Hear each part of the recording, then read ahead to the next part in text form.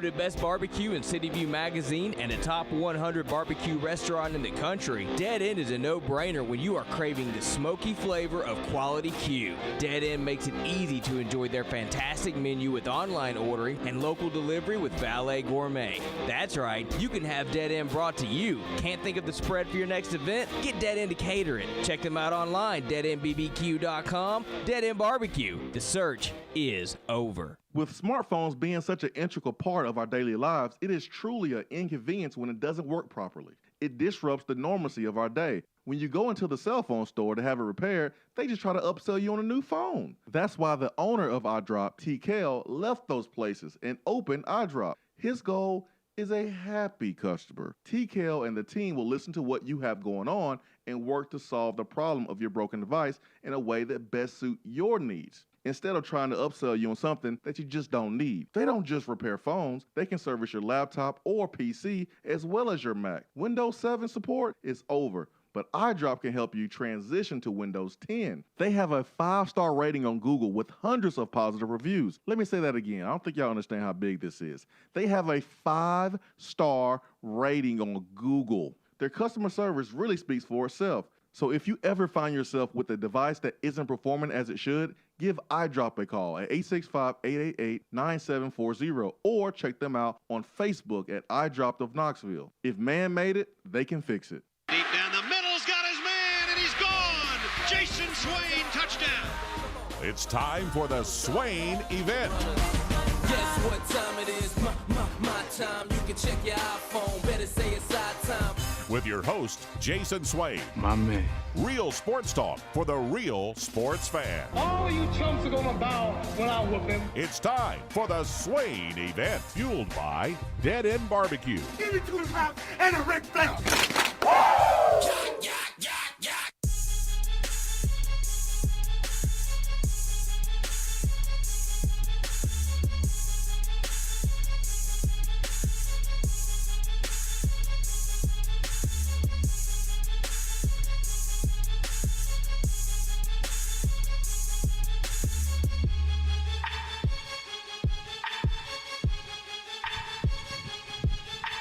Swain Event, SwainEvent.com, fueled by Dead End Barbecue, top 100 barbecue restaurant in America.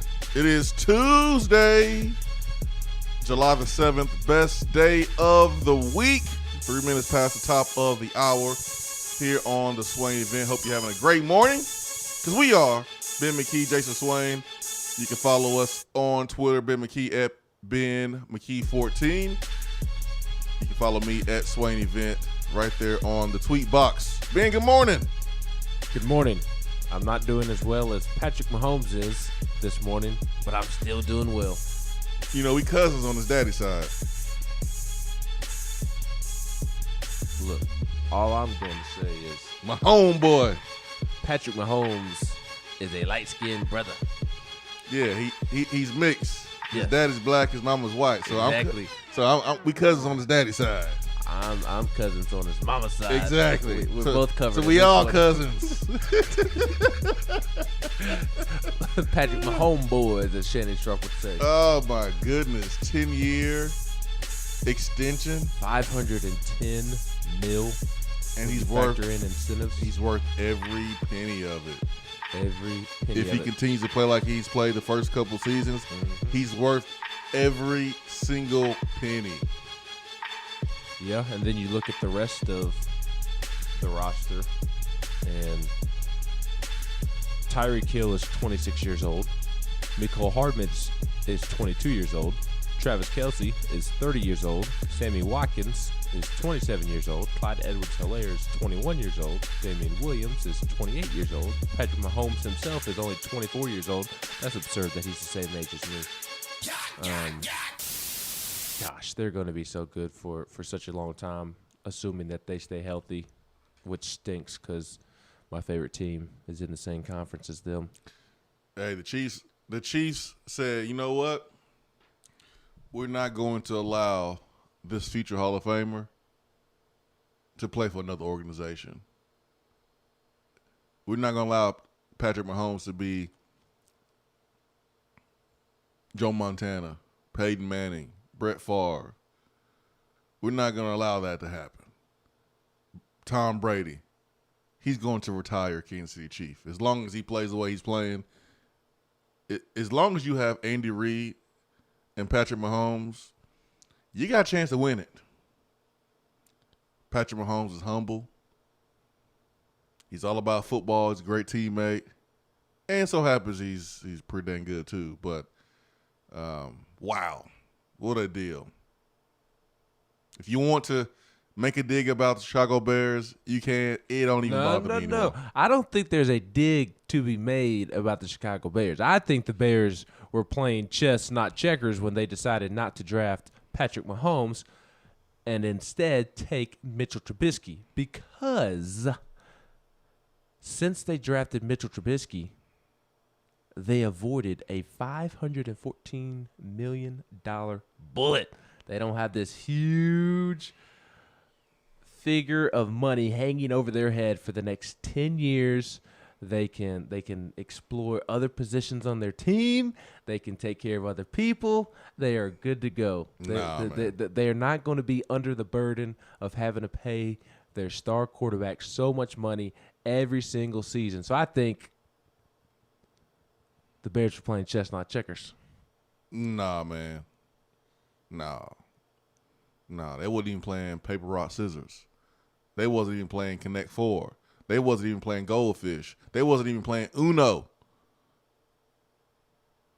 They wasn't even playing tic-tac-toe, Ben. Don't even try to turn that around.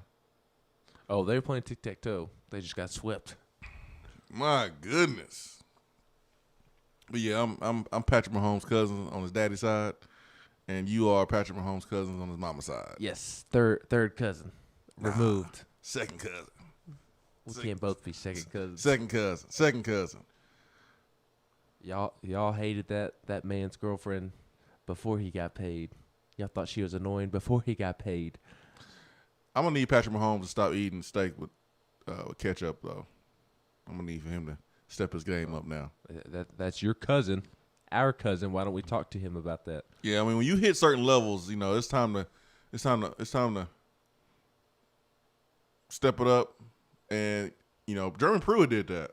There was a time when Jeremy Pruitt didn't even know what asparagus was, back when he was a high school coach at Hoover.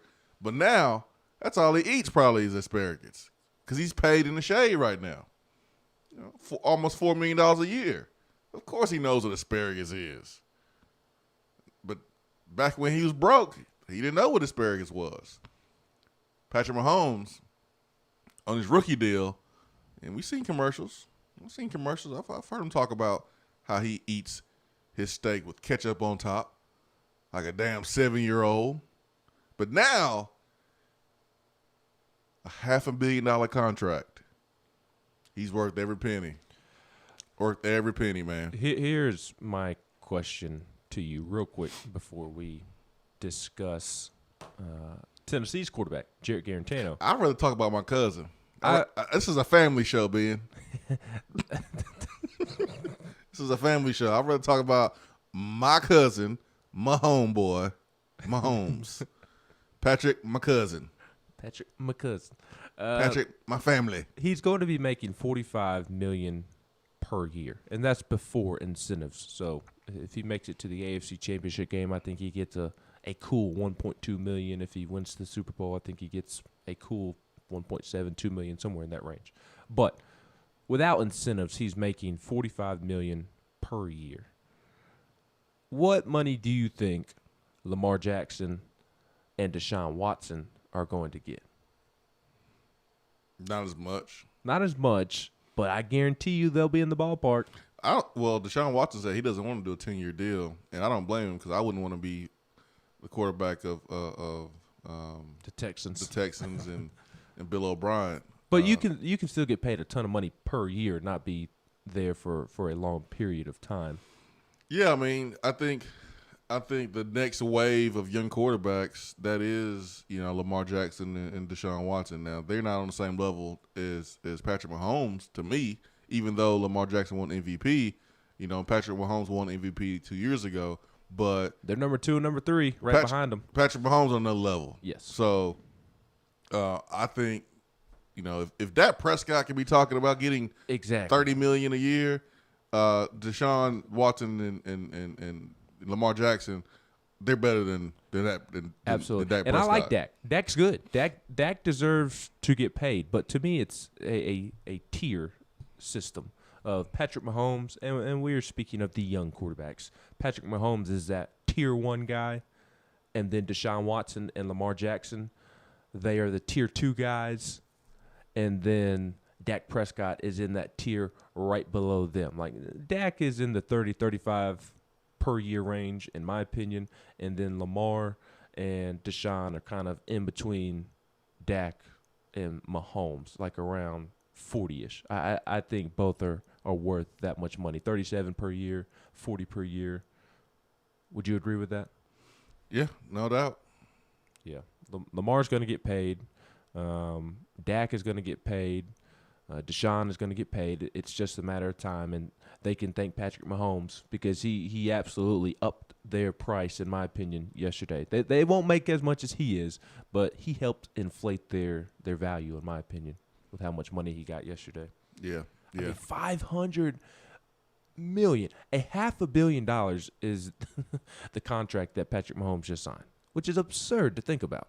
He's worth every penny, man. He is the most important position in sports is the quarterback position in the NFL, and he's marketable. You look at that community of Kansas City. He's already won a championship for that organization. I mean, why play around? Why play around with this thing? Go ahead and lock him up. Go ahead and pay him. Build around him for the next couple of years. Ain't no sense playing around. So kudos to Kansas City, man, for getting that done. Golly. I need to hit up Quincy Avery, quarterback trainer. I need to work on my quarterbacking skills. Have you adopted your 5-star quarterback yet? Man, oh man, oh man. I might need to start looking at the database. I might look at the database, man, of kids that need a home. And we're going to do a combine, though, just to make sure that I'm going to have a 5-star quarterback.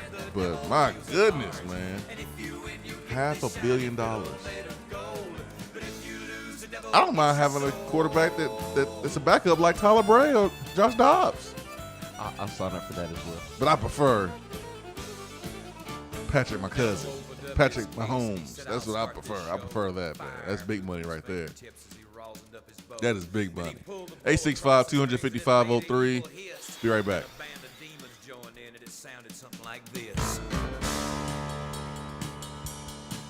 You don't have to take an L just because you can't listen to the Swain event live. You can catch up on the podcast posted daily on the app, online, and on iTunes. Craving flavors that don't take hours in the kitchen? Mrs. Grissom's cheese spreads and chicken salads are the perfect go-to. Ready-to-eat meals and snacks found in the meat or dairy section at your local grocery store. Whether you crave the classic Mrs. Grissom's pimento cheese or the gluten-free select varieties like the cranberry pecan chicken salad, enjoy small-town flavor in every bite. Select the best. Select Mrs. Grissom's.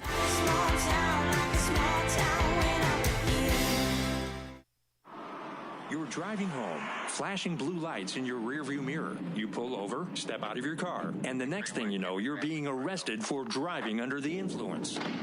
Now what do? We all should be responsible. But remember, just because you're arrested doesn't mean you're guilty. Call criminal defense and DUI attorney Marcos Garza at 865-540-8300. The investigative teams at the Garza Law Firm know the justice system inside and out. They utilize cutting-edge technologies and investigative methods to prepare your specific case. Before you plead guilty to any criminal charges, call criminal defense and DUI attorney Marcos Garza. Put his number in your phone right now, 865-540-8300, because you never know when you or a friend will need it. Don't say guilty. Say Garza. 865-540-8300. 865-540-8300 and GarzaLaw.com. Jennifer Morris here with Keller Williams Realty. And guess what's hotter than Tennessee recruiting? That's right, the local real estate market. Things are still moving and shaking, so when you're ready to buy, sell, or invest in real estate, give me a call. Jennifer Morris at 865-257-7897 or email me at jennifermorris865@gmail.com. And go Vols! For a replay of each day's Swain Event TV, like us on Facebook.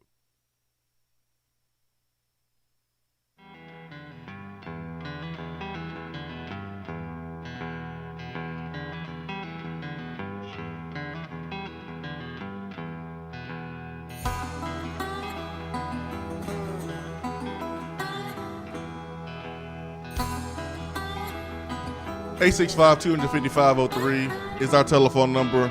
I didn't even see this message on the text box, but this is from yesterday at 7:52 from South Kakalaki Vol, and I hope South Kakalaki Vol is listening, because I've only explained this at least 50 times on this program, and so hopefully the 51st time, South Kakalaki Vol, you will understand this.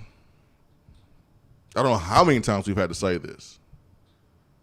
And I don't know how many times it's been explained in detail.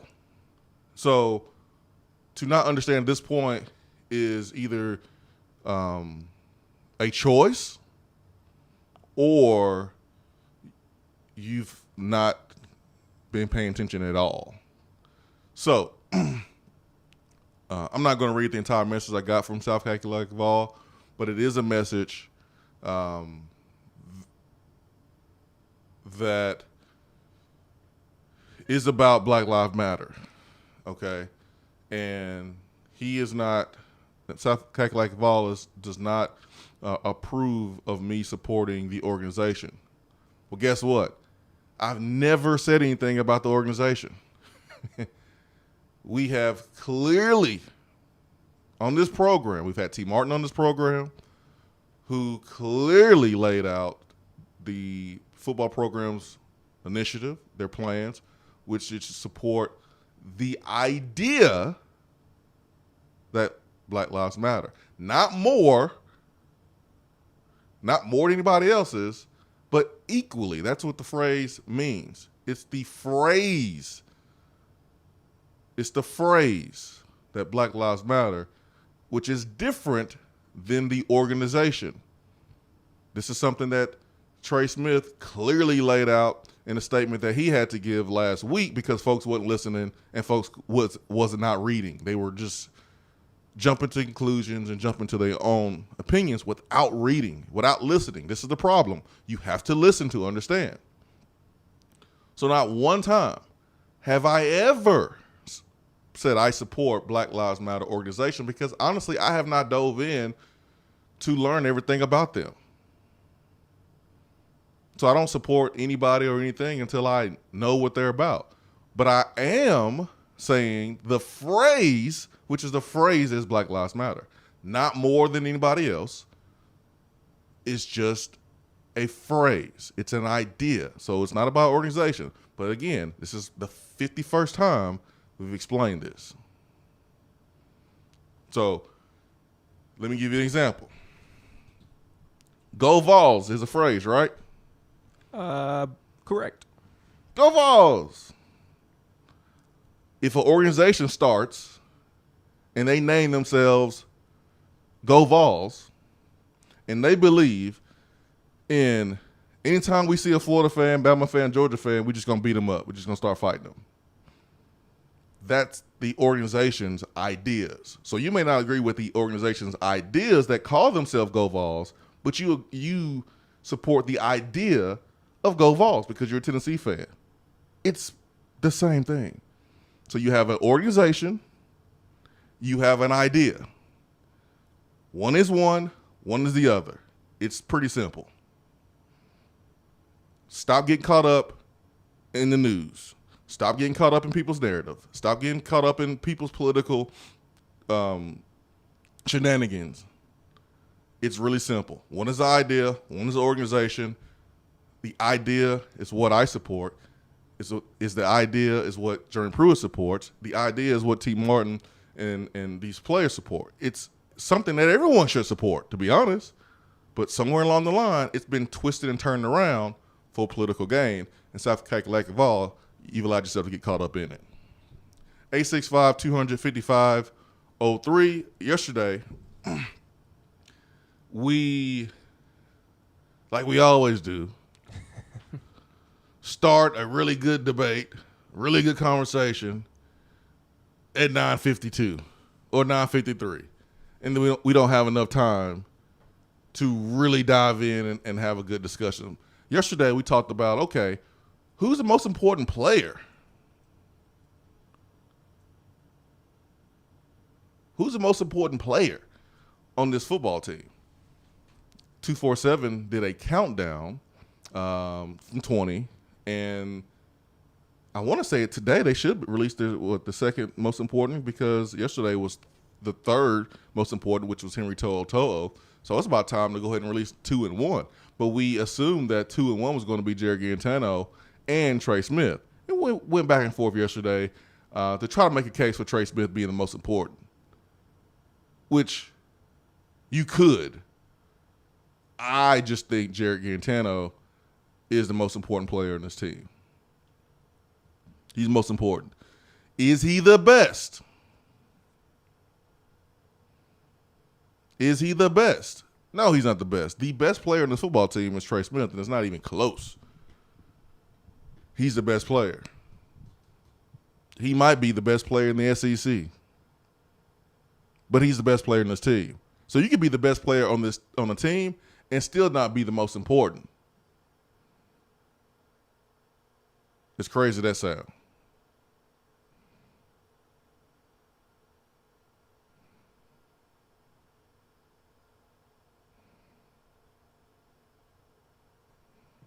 Crazy, but the truth. It could be.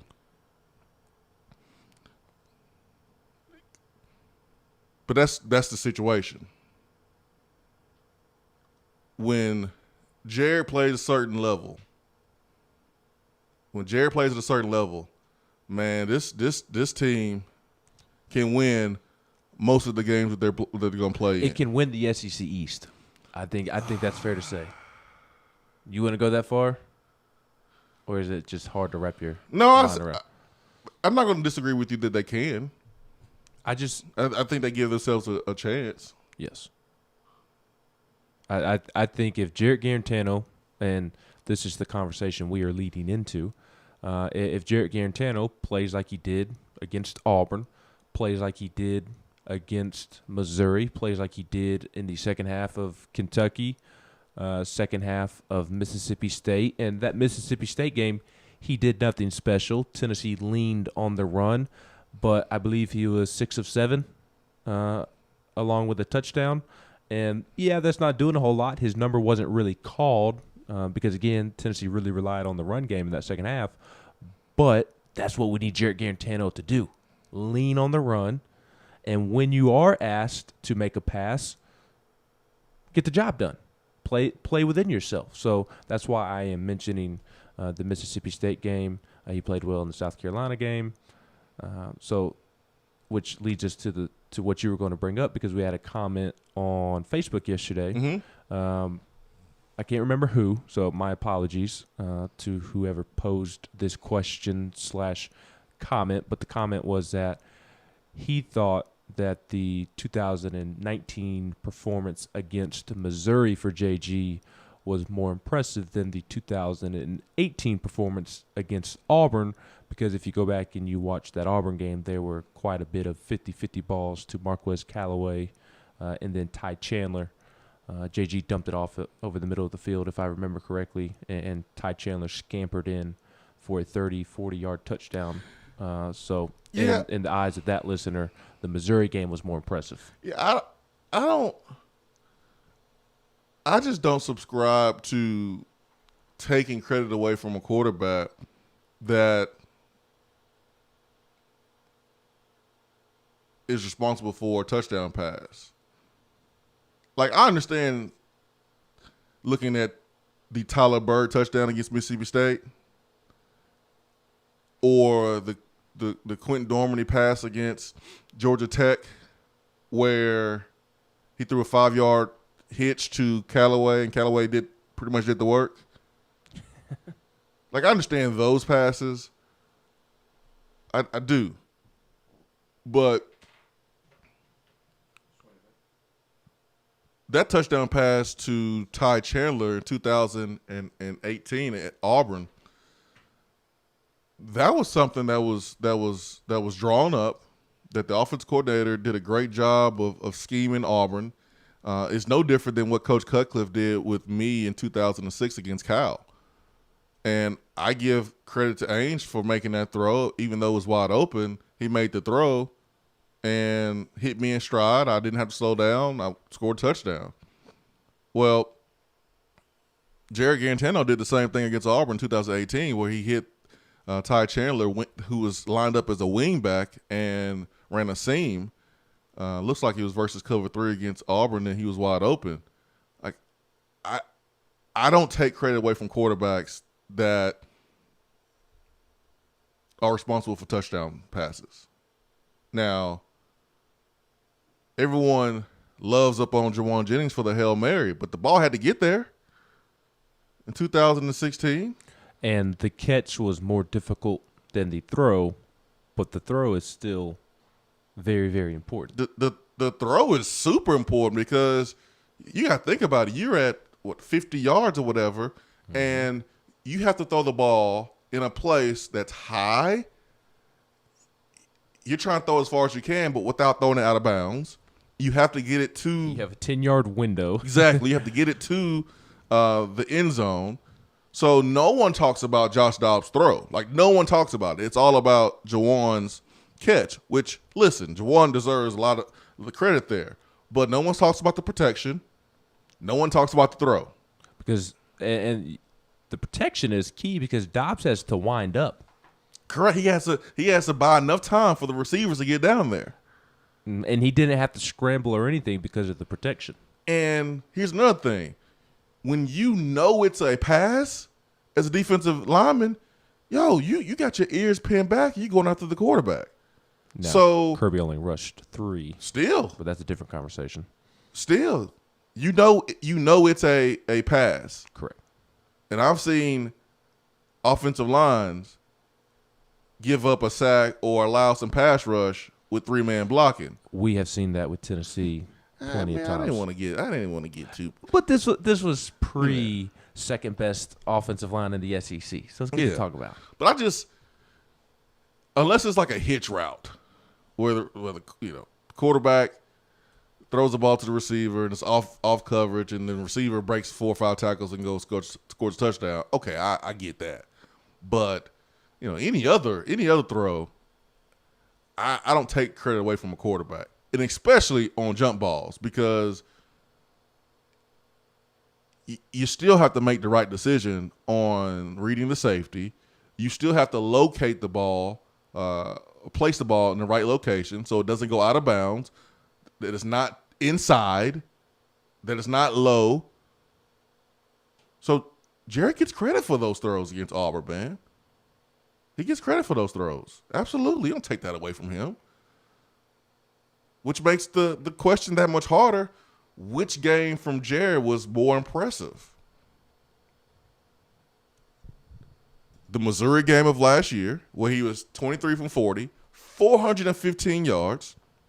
He was 58%, 0 interceptions, 2 touchdowns, and he had a QBR of 93.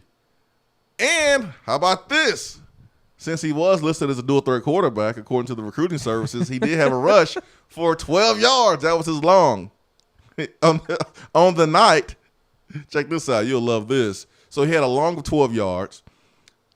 Total, though, he had 5 attempts for 11 yards. But he had a long of 12. He was riding out like Lamar Jackson because he's a dual threat quarterback. So I'm watching these highlights of the Tennessee-Auburn game to refresh my memory. And I'm watching the JG throw to Callaway down the sideline. And JG puts it in the perfect spot for Callaway to go up and get it. I'll let Swain take a look. He's the wide receiver guru. I mean, it is only to where Callaway can get it. I'm saying, like, people look at that as just a jump ball, but, yo, it's high, it's outside, it's not out of bounds. You have to know your receiver to be able to make that throw. I'm sorry. Like, you got to give the quarterback credit. And here's the other thing. The DB had his back turned. I mean, and he put it right on his helmet, only to where Callaway could get it. That's a great throw. It's a great catch, but I'm just telling you from experience, that's not easy to do, and it takes a lot of time, a lot of repetition, a lot of film study, knowing your wide receiver. It takes accuracy to make that throw. It's one thing to throw it up like Quentin Dorman did against Georgia Tech. Remember that pass to Marquez Callaway in the middle of the field? It was in the air for it should have been picked off, but Callaway got it. That was more of a prayer, right?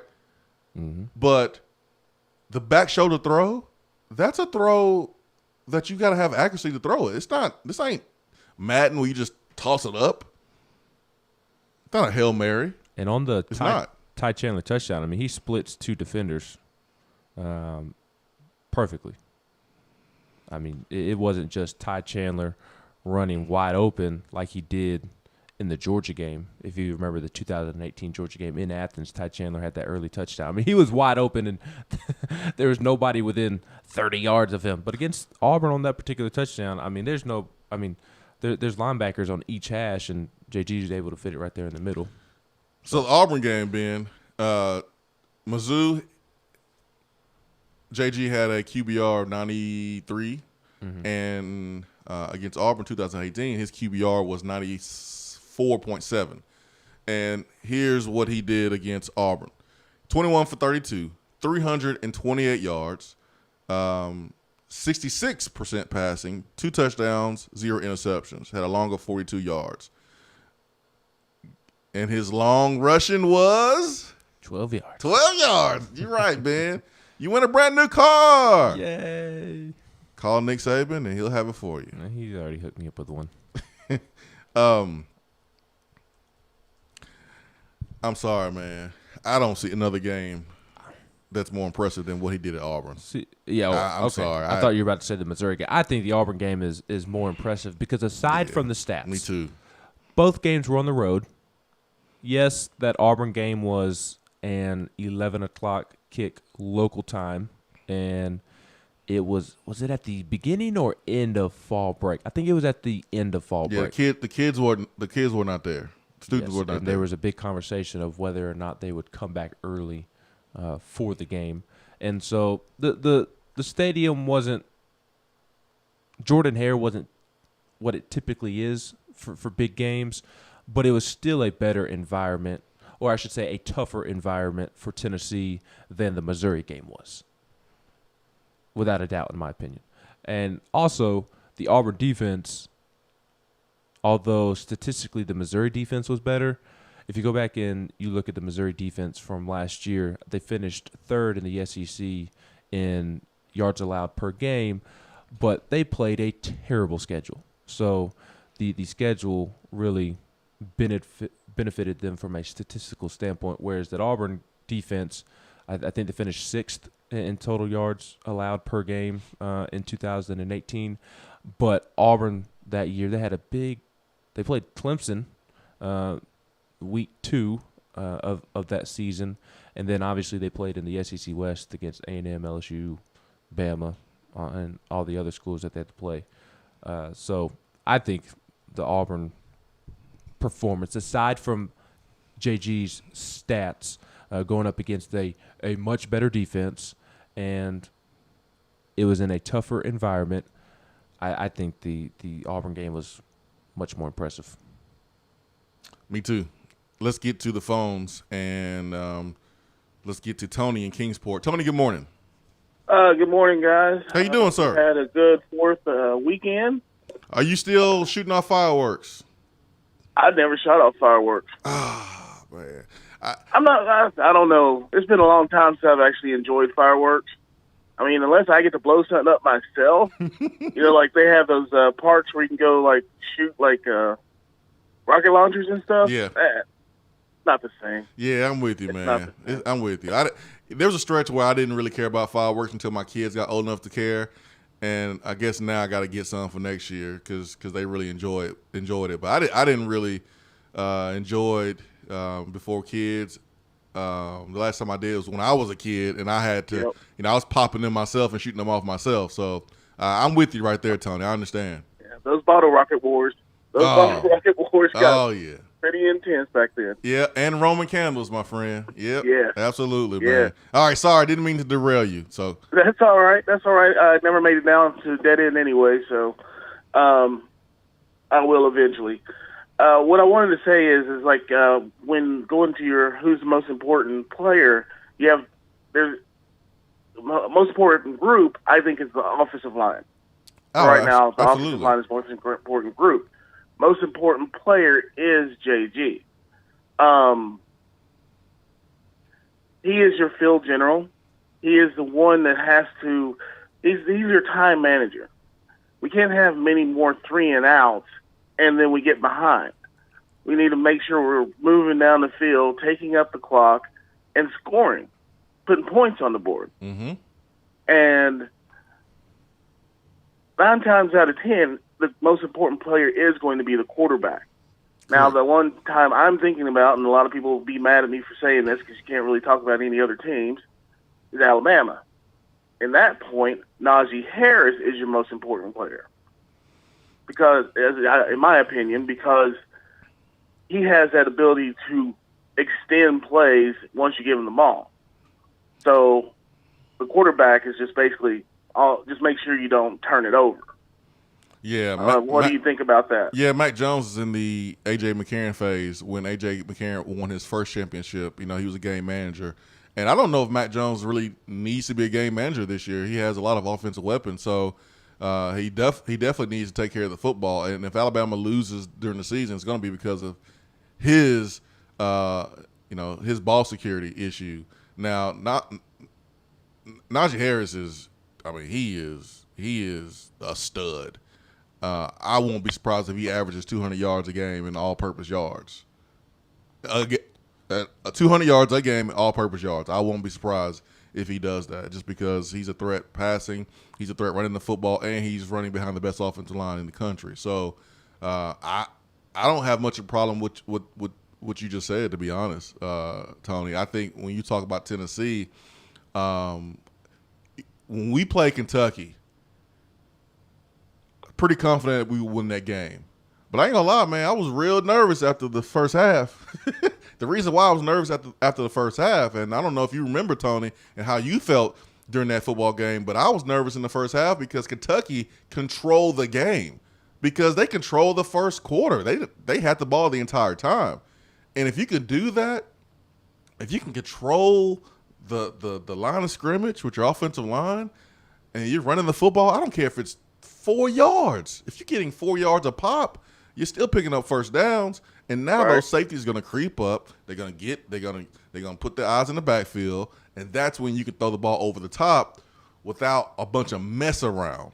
What I mean by mess, I mean one-on-one coverage where you give the receiver enough room to create separation. The throw maybe doesn't have to be perfect, but you don't have to throw through these windows where guys are sending 3, dropping 8, sending 4, dropping 7, because that's tough to throw through windows where there's 7 guys dropping. It's a whole lot easier when it's man-to-man and you can throw a slant route, make one guy miss, and it's off to the races. That's the situation I think Jared will be put in because of the running game this year.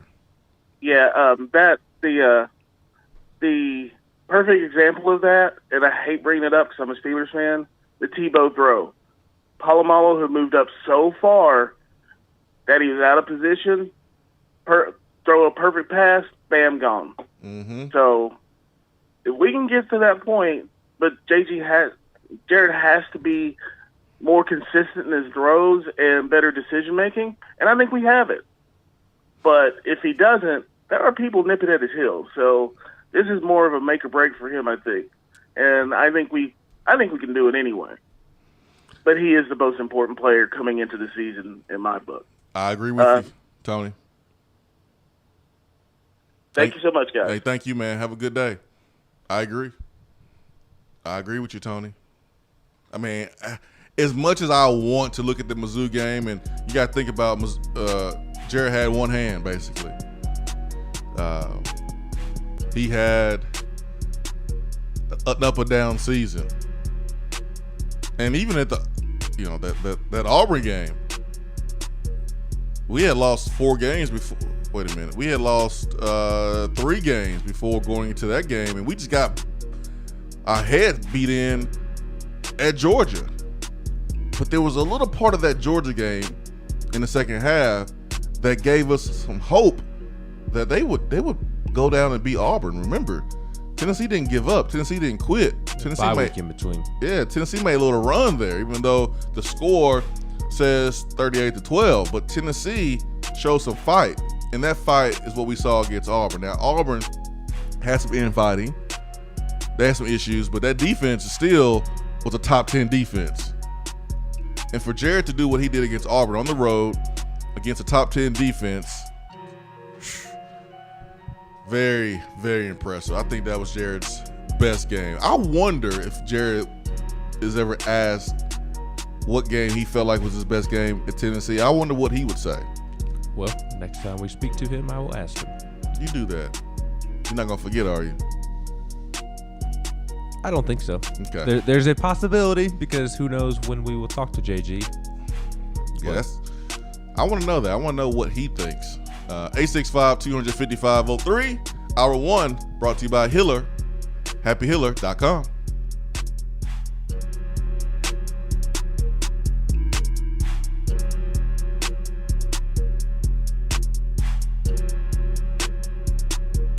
At work, can't call in? Don't feel bad. You can talk to the guys on the text box. It's part of the free Swain Event app. JC's Tree and Landscaping Service specializes in quality tree work done at an affordable price. Trimming and removing trees are their specialty. They also offer other services like land clearing, stump grinding, crane services, and all of your basic landscaping needs for both commercial and residential. JC's will give you a free estimate and beat any written quote by a competitor to guarantee that you get the lowest price around. Don't risk your land with a fly-by-night service. JC's Tree and Landscaping is licensed and insured. Give them a call at 865-599-3799. Craving flavors that don't take hours in the kitchen? Mrs. Grissom's cheese spreads and chicken salads are the perfect go-to. Ready-to-eat meals and snacks found in the meat or dairy section at your local grocery store. Whether you crave the classic Mrs. Grissom's pimento cheese or the gluten-free select varieties like the cranberry pecan chicken salad, enjoy small-town flavor in every bite. Select the best. Select Mrs. Grissom's.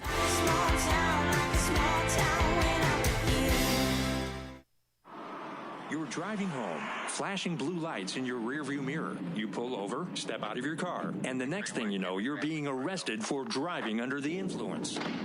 Now what do? We all should be responsible. But remember, just because you're arrested doesn't mean you're guilty.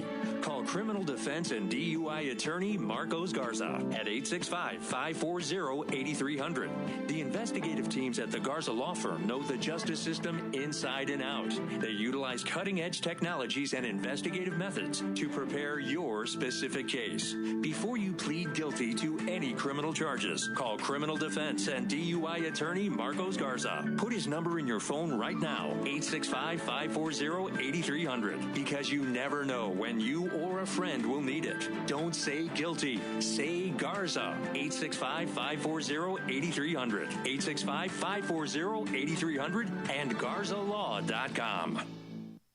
Jennifer Morris here with Keller Williams Realty. And guess what's hotter than Tennessee recruiting? That's right, the local real estate market. Things are still moving and shaking, so when you're ready to buy, sell, or invest in real estate, give me a call. Jennifer Morris at 865-257-7897 or email me at jennifermorris865@gmail.com. And go Vols!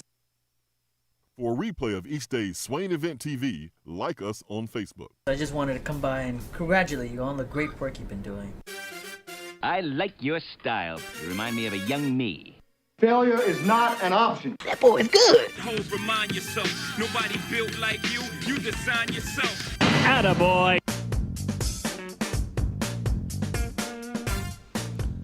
All right, it's time for Attaboy, folks.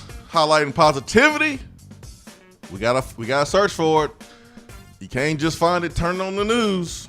You better search. You better dig. You better get on that internet and go to Google and search. And you might have to get to page 5 to find that. Ben, you have an attaboy today. What you got? I do, and I'm going to be made fun of for my attaboy.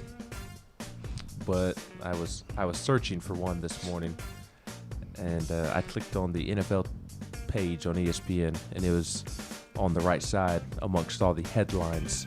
And my attaboy goes to James Conner, the Pittsburgh Steelers running back. So y'all can make fun of me for bringing up the Steelers again. Nah, man, I saw the video. All you want. Yeah, I love this attaboy. Really, he and Juju Smith-Schuster deserve an attaboy this morning because Juju Smith-Schuster released his own video of buying his mom a house, his whole family a house.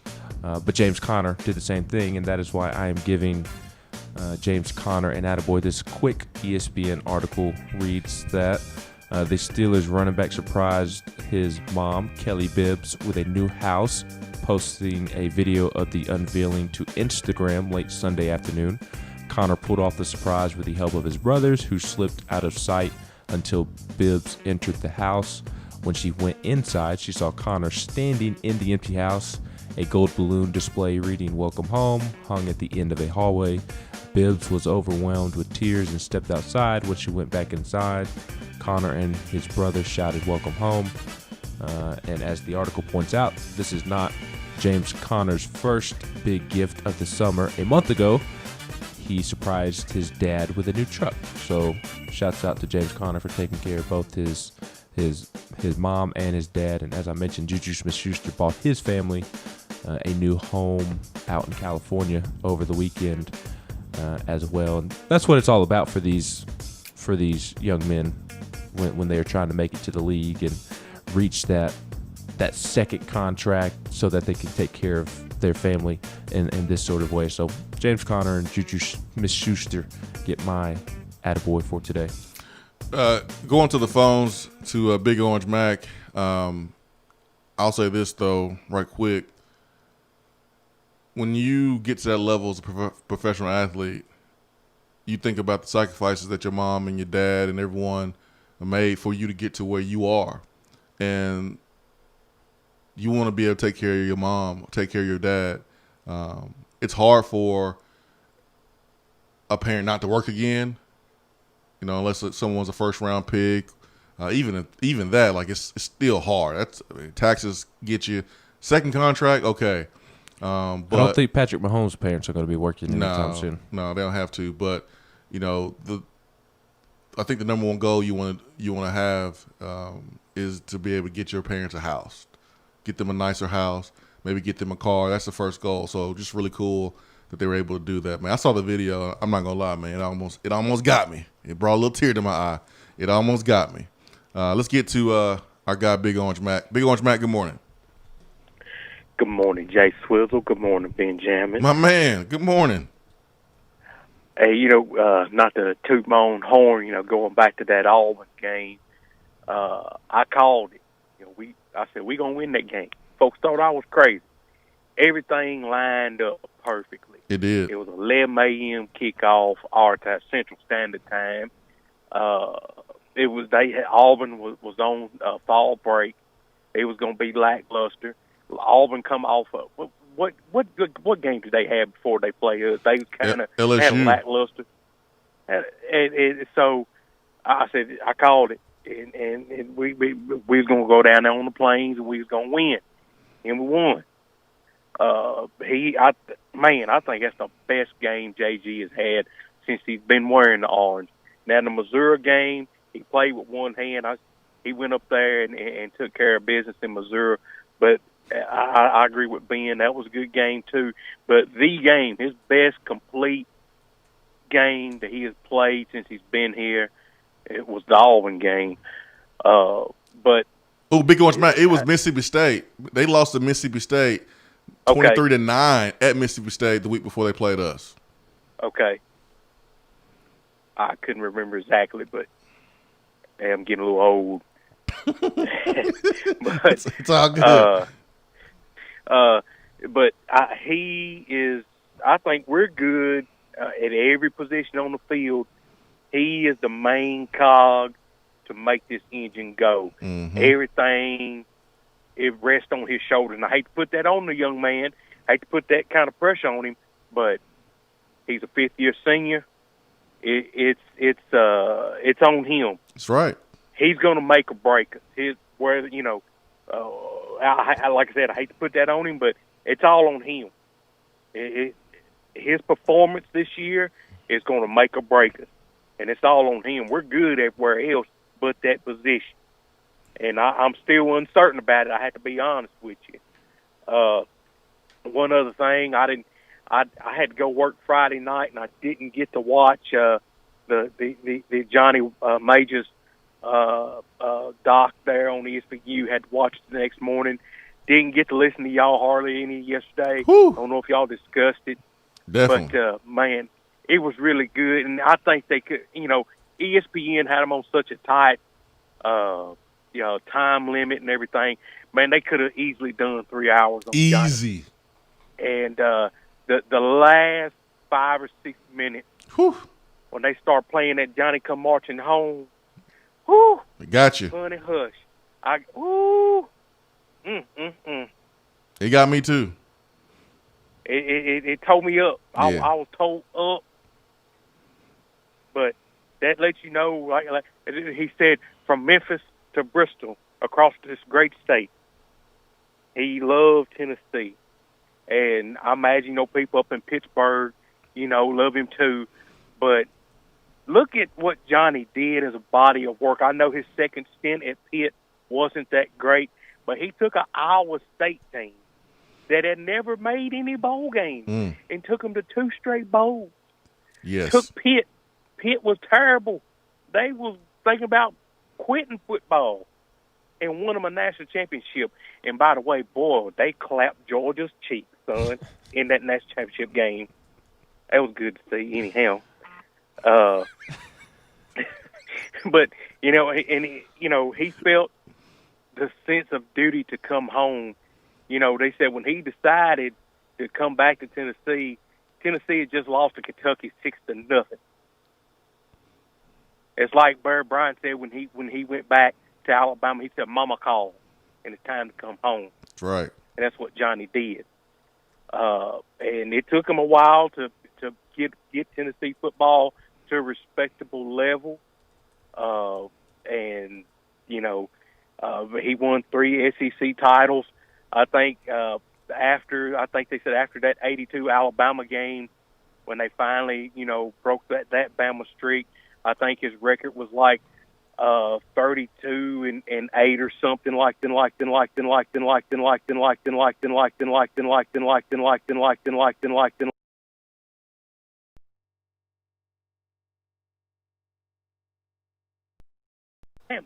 Yes, sir. But anyhow, y'all have a good talk to y'all. Thank you, Big Orange Mac, man. Thank you for your phone call. You're going to get that passion about Tennessee football when you hear from Big Orange Mac. And, that last 5-minute stretch of the Johnny Majors documentary, whew, it was emotional. Yeah, it was emotional. Sitting on his back porch, reading. That's how he spent his last moments. Not in the bed, laid up, reading on the back porch, overlooking the water. Man. Yeah, when they played that music there at the end, man. Whew. Yeah, that was my excuse I was gonna go to, being that I had allergies and I was just gonna sneeze. that was gonna be my excuse. I think mine's a legitimate. Let me restart. I think mine is a legitimate excuse, considering the good people hear me sneeze once every single day at some point during hour 1. I'm good for 1 sneeze a day during hour 1 at some point. Somewhere between exiting my home And arriving at yours and walking inside, my allergies get stirred up. It's been like this for 3 years now. I don't know. I don't know, man. I don't know. Maybe I got the Rona. Maybe not. Maybe not. So, number 2 most important player, according to Patrick Brown here, GoVols 247, is Trey Smith. Smart man. Man, they listed Trey Smith, so we know who number 1 is. I'm just looking over here, 247. Harrison Bailey. Yeah, someone who's never played it down to college football. Brian Maurer. Going to be the number 1 most important player. Kasim Hill. So here's the question. Now that we have established, I see you over there trying to click on your iPad. No, I'm getting my hotkeys ready just in case you keep on with that Kasim Hill stuff. No disrespect, but just saying. No disrespect, but he's garbage. Nah, I ain't say all that. Here's the question. Now that we have established what game we think is Jarrett Garantano's best game as a volunteer, and it doesn't mean that we think JG is going to do that all season long just because we are talking about it. We had a comment on Facebook yesterday kind of voicing their opinion that the Missouri game was more impressive, so that's why we dove into that this morning. But here's the question. What can we expect from Jarrett Garantano this season? What is the reasonable expectation? Because obviously expecting JG to play like he did against Auburn every single game, week in and week out, yeah, it would be nice, but it's unrealistic, in my opinion. So what is the realistic expectation that we have for JG this season? Yeah, I think we mentioned this yesterday, but just to recap, we said South Carolina and Kentucky. Those are performances from JG that I think we can see more consistently from him. I don't expect Auburn every week. I don't expect Missouri every week. I don't expect him to, have 3 receivers go for 100 yards apiece. That was the first time that's ever happened in Tennessee football history, which is unreal. But it was the first time. I think I can expect Jarrett, if he's playing his best, and what I mean by best, not just a really good game one week and then an okay game the next week. I mean the consistency. You want to go look at a successful business, you want to go look at a successful individual or a successful organization, it's the consistency. Doing the same things at a certain level over the period of time. You know how hard that is to do?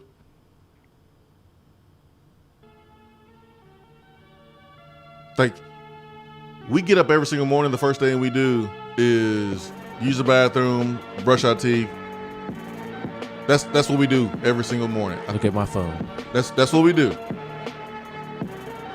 But what other things that we do on a daily basis that we can say that we do at the same time, at the same level every single day?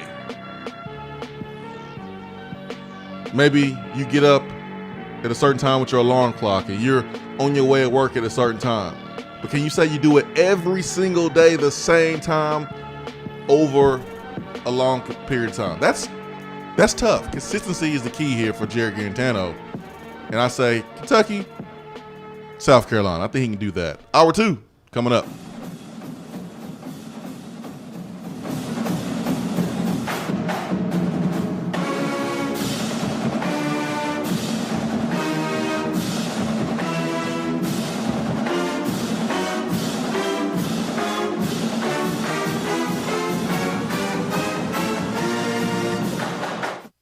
You're driving home, flashing blue lights in your rearview mirror. The next thing you know, you're being arrested for DUI. But remember, just because you're arrested doesn't mean you're guilty. Call DUI and criminal defense attorney Marcos Garza. Put this number in your phone right now, 865-540-8300, because you never know when you or a friend will need it. Don't say guilty, say Garza. 865-540-8300 and GarzaLaw.com. When I made the move to my own studio, I was worried about this. I was worried about that. I was worried about, hey, did I get this piece of equipment? Did I get that piece of equipment? Does that sound good? Does that not sound good? One thing I didn't have to worry about, that was office furniture, because Office Furniture Outfitters met my furniture needs. With a 50,000 square foot facility, they have East Tennessee's largest selection and are the best value for new and used office furniture. Located in Knoxville, it's easy to find everything you need for your new space, including desks, file cabinets, chairs, conference tables, and more. Office Furniture Outfitters is turnkey. They came to my place, we mapped everything out that was needed, they delivered, and get this, set everything up. To learn more about what Office Furniture Outfitters can do for you, log on to ofonox.com. That's ofonox.com. Craving flavors that don't take hours in the kitchen? Mrs. Grissom's cheese spreads and chicken salads are the perfect go-to. Ready-to-eat meals and snacks found in the meat or dairy section at your local grocery store. Whether you crave the classic Mrs. Grissom's pimento cheese or the gluten-free select varieties like the cranberry pecan chicken salad, enjoy small-town flavor in every bite. Select the best. Select Mrs. Grissom's.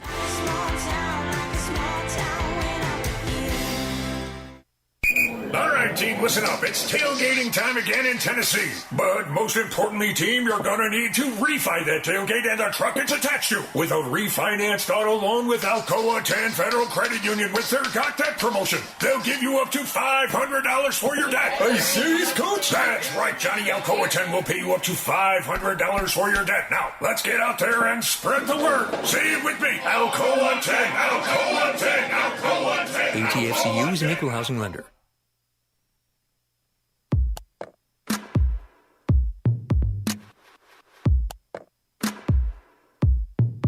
Touchdown or Turnover is backed by Alcoa 10 Federal Credit Union, a place where you belong.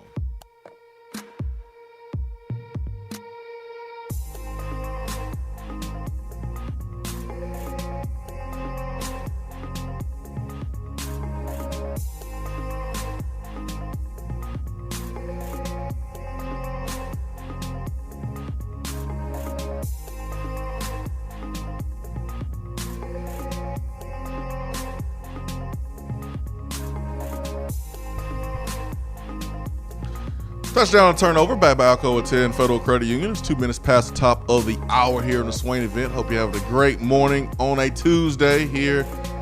We are in East Tennessee. Thank you for listening wherever you are. It can be West Tennessee, Middle Tennessee, outside of Tennessee, outside the country. We appreciate you. We appreciate you. All right, touchdown turnover is backed by Alcoa 10 Federal Credit Union.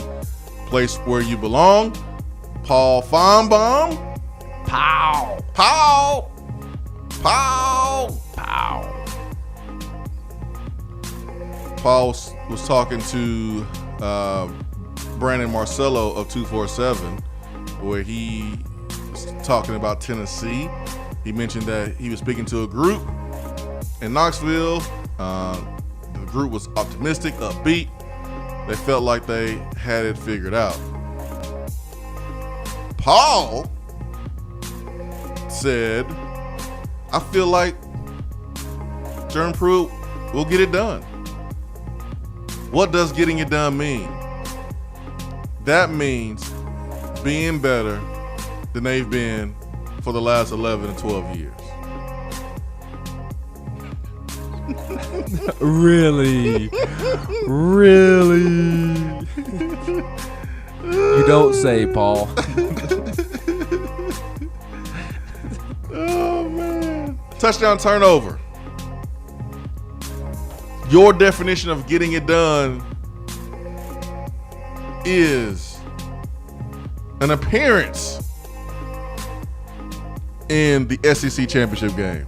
Your definition of Pruitt getting it done is an appearance at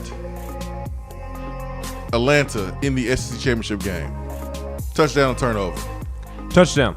That is the standard at Tennessee to compete for an SEC championship each and every season. And then if you do that, then naturally you will be competing for a national championship as well. But would you agree with me on that? Like, yes. Like at Ohio State and in Alabama right now, at Clemson right now, like the standard is national championship or bust. Tennessee's never reached that level.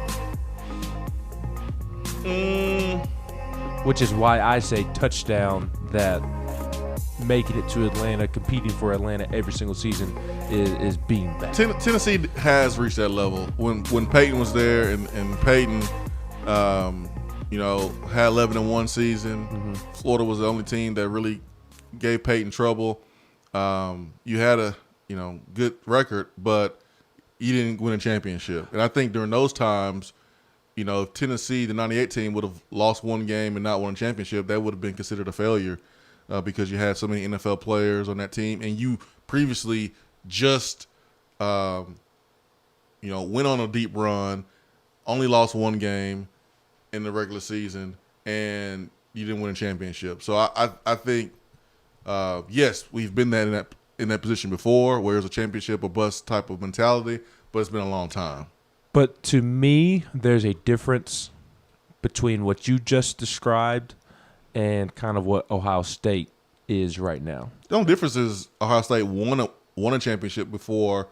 Actually won a couple. They won one in 2002, and then they won 2014. They won that one, but the expectation is still the same. It's either a championship or we consider the season a failure. Right. Tennessee has not been that, though. Tennessee had that like one or two seasons that you just described of championship or bust. But like 10 years from now, regardless of the roster, at Ohio State, it's still going to be national championship or bust. Yeah, you can't say the same. But you can still have the same mentality. Dude, we had the same mentality. There's I had it as a player. That's different than fan expectations, though. Like, I agree with you. You as a player should have that, but fan expectations are different. I'm pretty sure the fans expected 97 to win championship with Peyton Manning, and if we didn't win championship in 98, it would be considered a failure. I think I'm not disagreeing with that, but that was 01 was a championship or bust. For me, that was the bowl game was great, beat Michigan, but that was a consolation prize, man. That didn't feel necessarily all that great when you knew you had a chance to play for a national championship. So I think the fans had expectations of championship or bust in that season too.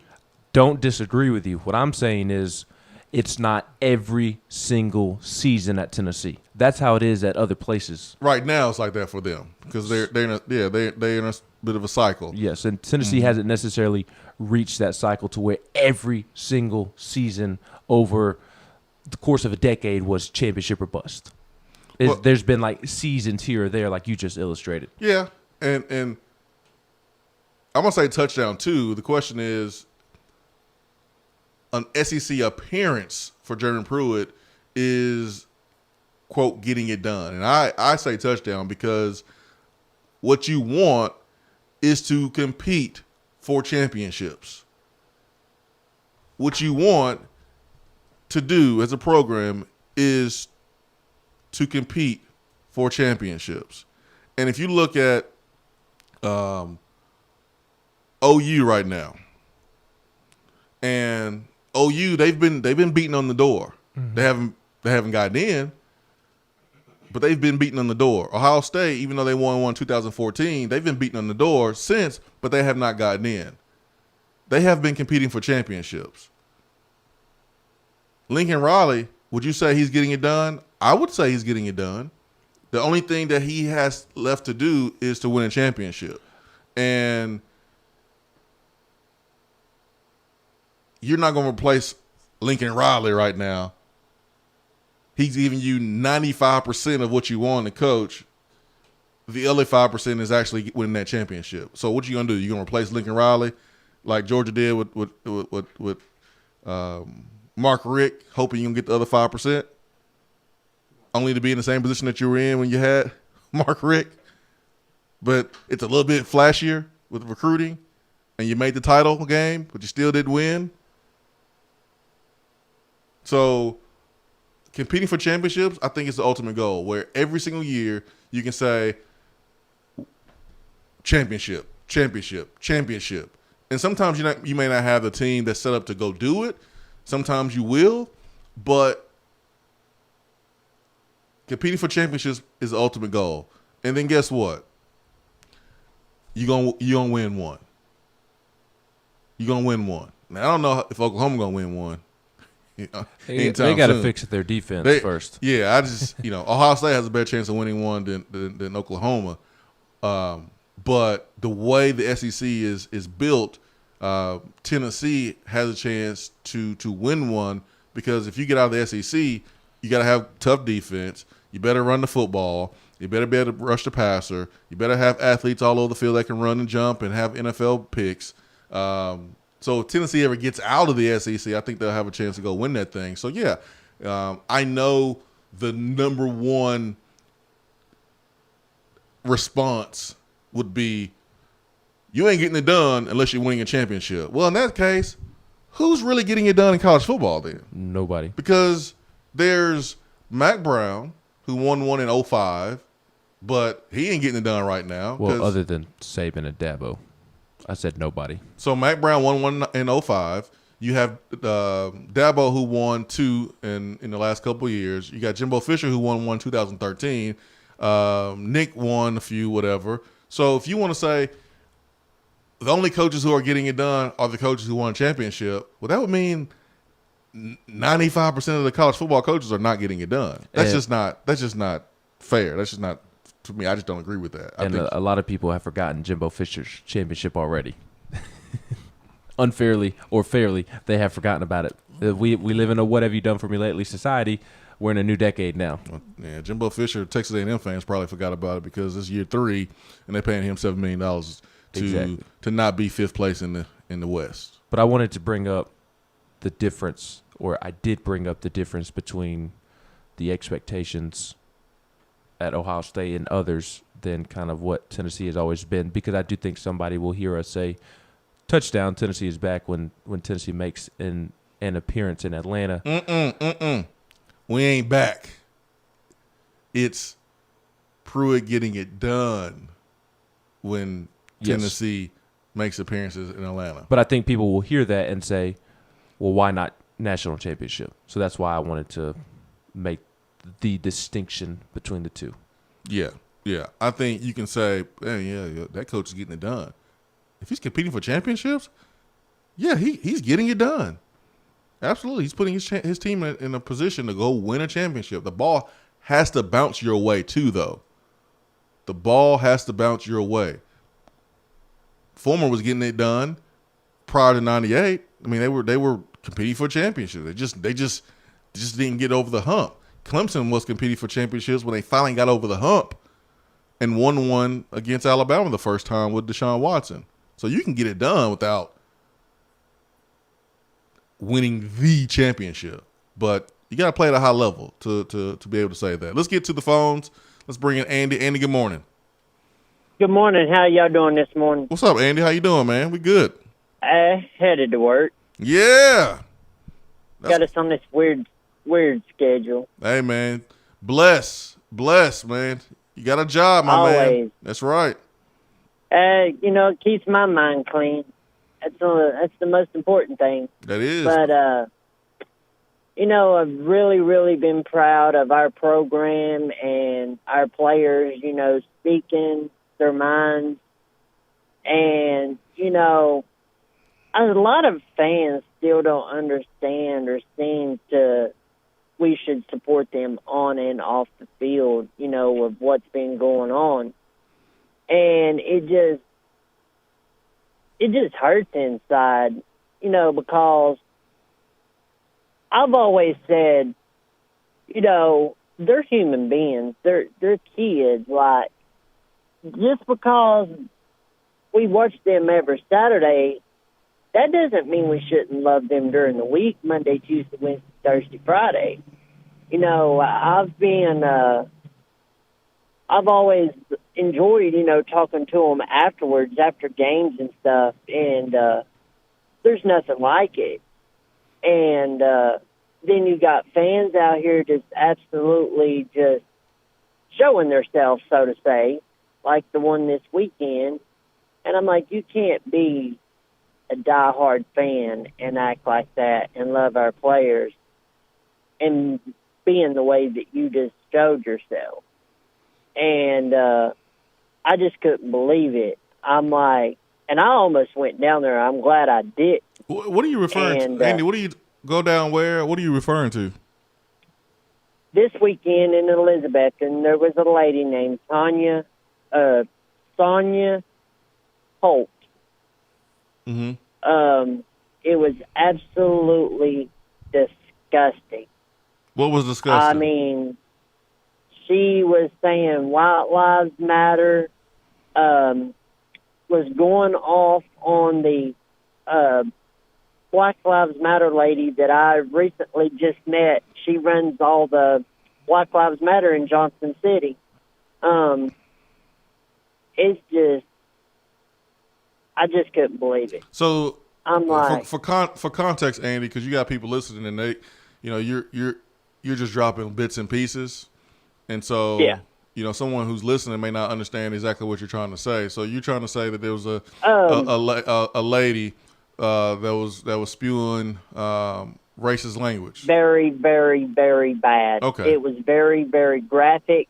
Okay. She had a Tennessee shirt on, okay. and a lot of.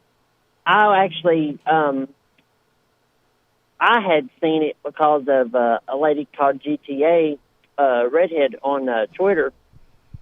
She was actually there, mm-hmm. and the Black Lives Matter lady had posted it mm-hmm. because she was videoing while she was down there, and then they interviewed her. And then here you got this Tennessee fan in this orange shirt. Yeah, embarrassing. Being exactly what our players and our university is trying to show that this needs to change. No, absolutely. No, absolutely. And this lady has supposedly already been fired from multiple jobs. And so our players yesterday, they tweeted, do not wear that shirt if you're going to act like that. And I agree with that 100%. To me, 1,000%. wearing Tennessee it means something. Like, when I wear it, it makes me feel like that I represent something more than what the football team or the university is. Because, for one, I was born here. So, yeah, I have a very, very deep passion for it. But, our players now are really, really, they're really aggravated. It's like they say, you have a lot of fans they're two different people. Like, after a game, they'll want to talk and get an autograph, but then maybe on another day, they're totally different. And, you should always be the same. Because our players, they deserve so much more than, what they get.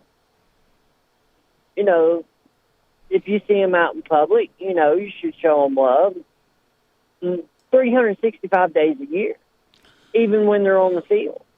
Now, I understand, we have players that hasn't been what we wanted them to be, but at the same time, it is what it is. And let me stop you. And I appreciate you calling, man, and sticking up for our players, and your passion and pride as a Tennessee fan. You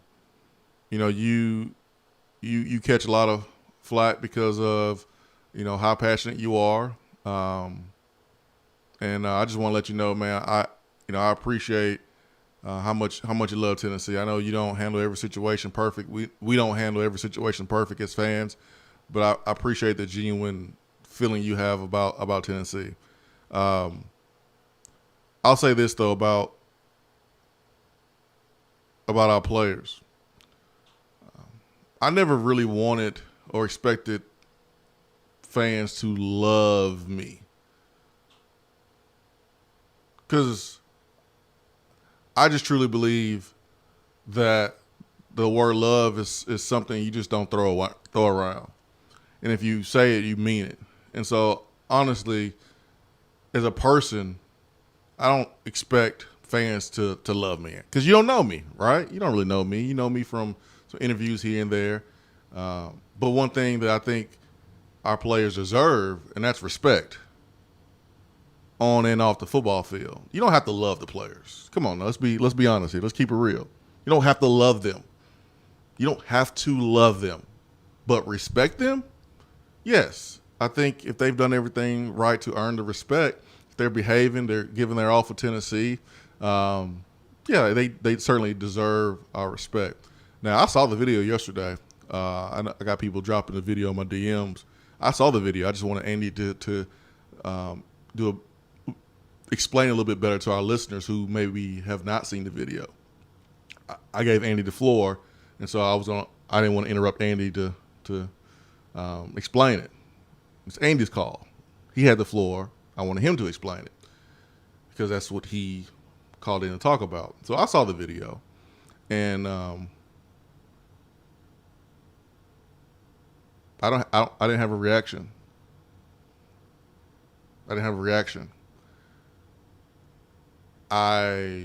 This is not surprising. The reason why I didn't have a reaction is the difference between now and maybe 5-10 years ago is video. So you're seeing everything now. I mean, you're seeing a lot of things that many people have been complaining about for years and decades, and folks didn't believe. But now it's right there in video. People are like this. People are like this. They're like this. So, not surprised. Don't have a reaction. I hope that she gets herself right. She embarrassed the Tennessee fan base, how she was acting with that Power T on her chest, with that T-shirt. Maybe she'll learn the lesson, but I think the respect is what our players want. And I don't want Andy to make it seem like our players have it bad. They don't have it bad. Let's be honest. They are taken care of. They have an unbelievable opportunity, and we understand that there are many people out here that wish they had the athletic ability to be able to get their education paid for. We understand that there's people out here that don't have the opportunities as student athletes. I get it, and during this period, they have an opportunity. They have a good situation. They have an opportunity to kind of use this time to springboard, to the next career. So they don't have it bad. I don't want that to be the message at all. But you also don't know what they have seen. You don't know what type of comments that they have received for their initiatives just to make the place around them better. There's been all this misinformation. We had to I had to address a text box message from yesterday that was based on misinformation. When you listen to understand, misinformation is not disseminated. It's not shared. If you just shut up and listen, just listen. To understand. And that's what a dialogue is all about. That's what a dialogue is all about. Like, I try to listen to understand your point. Even if I don't agree with you, I'm trying to understand where you're coming from. Like, I can have a conversation with someone on the far left, far right. It don't really matter to me. And I want to understand where you're coming from. I want to understand different religions. And you take someone who's a good person, but he doesn't maybe practice the same religion you are. Does that make him a bad person? I don't know. But for me, I just be a good person. That's the best thing. So I want to understand what makes people tick. I want to understand how someone else feel. I I enjoyed listening to understand. Like I wasn't always that way, but just listening. You just be amazed. You'll be amazed of like what you learn and the perspective that you can gain just listening. But anyways, good luck, Sonya Holt. You've now been on video sharing what you have in your heart. So I'm looking forward to that apology and those tears. I'm pretty sure they're coming soon. Let's get back to the phones and let's get to Turkey Man. Turkey Man, good morning. Good morning, guys. How you doing? I'm wonderful, Turkey Man. Blessed, man. Ain't we blessed? We are blessed. Sometimes we forget how blessed we are. But I was going to ask a couple football questions. Please. Please, football. Let's go that's there. where I was headed. Thank you. The question, one of the questions I was going to ask, Mm-hmm. we don't know whether it'll be a playoff or how much our season will be. It's all kind of limbo here. It's day by day. But it's day by day. And it looks a lot like we could have part of a season or maybe somewhat of a season Yeah. and not have a playoff. We've seen that happen in other sports. Basketball, that's kind of what happened. They didn't have the playoff. So we kind of see that. So I don't know whether that would go or not. But if we do have a playoff and we do have a season that will declare a champion, in the SEC, which team schedule, as we know the schedule to be now on paper, not what it may be when it gets altered or could get altered, which team in the West and which team in the East, schedule-wise, has the best opportunity to make it to the playoff with the, team, the backup quarterback, all structured in place and scheduling. Which team do you think, in your opinion, has the best shot at doing that? Florida in the East has the easiest schedule. Okay. Florida in the East. In the West, I don't know off the top of my head. I know that Auburn plays Georgia every single year. I know LSU plays Florida every single year. I guess I will have to look at Texas A&M, but Texas A&M plays LSU, Auburn, Alabama, every single year. And I think A&M, their cross-division game. South Carolina. Oh, that's South Carolina. So, I guess you have to look at Alabama probably having the easiest schedule, to be honest, because they were slated to play USC, and USC ain't going to be anything worth talking about this year. So, I would probably say Florida. Easy schedule in the East. Florida and Kentucky. With the easy schedule. Mm-hmm. I got another little question. I'm going to get off here. Mm-hmm. Okay. What game was it that Riley Lovingood, the long snapper, snapped the ball, went down the field and caught the punt over his shoulder around the goal line? Man, I don't know. You remember that? Yeah, that sounds like a punter you question. That's Ben's Question, territory. I'll lead into that. How important do you put, as far as you putting players, the center, how important do you put them in your category? Because I've seen us lose a Florida game because we couldn't snap a ball. We couldn't make it. We got our center hurt. And I know that we got a center that we're going to get back. He's been hurt, and that is a key component. So how do you place that in it?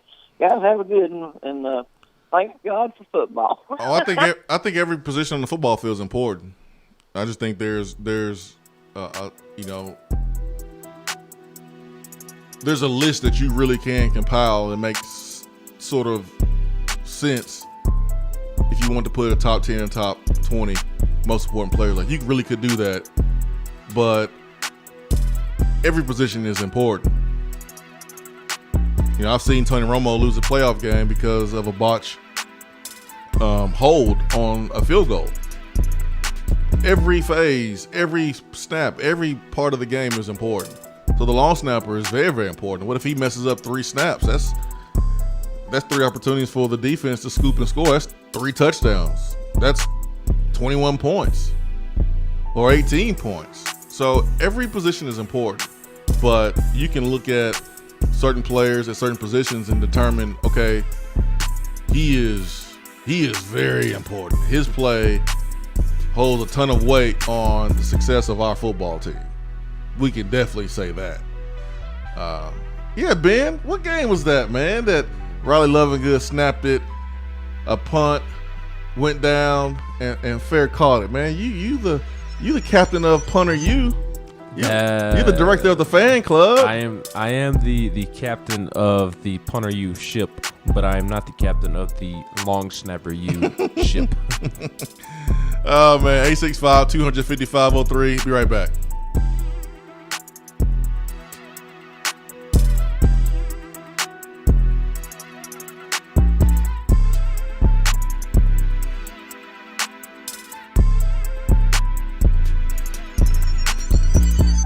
While the other guys are taking guesses, the Swain event is taking you behind the scenes and in the huddle every morning from 7 till 10 right here. While the players are gearing up for the gridiron, it's time for you to get geared up at Alumni Hall. Find the best selection of Nike, Nike Golf, Peter Millar, and all of those retro logos you love. And the 2 for $28 t-shirt deal? Game changer. And don't forget about the rest of your game day crew. There are plenty of options for the entire family and to upgrade that tailgate. Shop now at one of their 6 convenient locations in Tennessee or 24/7 at alumnihall.com. It's football time in Tennessee. Voted Best Barbecue in City View Magazine and a top 100 barbecue restaurant in the country, Dead End is a no-brainer when you are craving the smoky flavor of quality Q. Dead End makes it easy to enjoy their fantastic menu with online ordering and local delivery with Valet Gourmet. That's right, you can have Dead End brought to you. Can't think of the spread for your next event? Get Dead End to cater it. Check them out online, deadendbbq.com. Dead End Barbecue. The search is over. We're here with Dr. Michael Carlson of Tennessee Regenerative Sports Medicine to discuss stem cell treatment and PRP. If you have orthopedic injuries such as shoulder pain, knee pain, Achilles tendonitis, or tennis elbow, you should give them a call. That's right, Jason. We specialize in regenerative non-surgical orthopedics. So we treat damaged tendons, ligaments, and joints by using ultrasound-guided injections with stem cells or PRP. And this form of treatment actually stimulates the body's own reparative process and allows for healing of the damaged tissue. So, Doc, what makes your training different than others? Well, Jason, I've been practicing in Knoxville for 26 years, and I'm certified in interventional regenerative orthopedic medicine through the American Academy of Orthopedic Medicine. So unlike the big seminars that will advertise stem cells, fly someone in for a couple hours to talk about supposed stem cells that you order off of a shelf, then they'll depart, leaving the patient wondering who will be the person injecting me and what their level of training is. At Tennessee Regenerative Sports Medicine, I'm the one doing the procedure, and we're using your own bone marrow stem cells or PRP. So in other words, it comes from you and it goes back to you. So you know exactly what you're getting and know exactly the level of training involved. Tennessee Regenerative Sports Medicine, trsportsmedicine.com. East Tennessee's leader in PRP and stem cell therapy. Jennifer Morris here with Keller Williams Realty. And guess what's hotter than Tennessee recruiting? That's right, the local real estate market. Things are still moving and shaking, so when you're ready to buy, sell, or invest in real estate, give me a call. Jennifer Morris at 865-257-7897 or email me at jennifermorris865@gmail.com. And go Vols!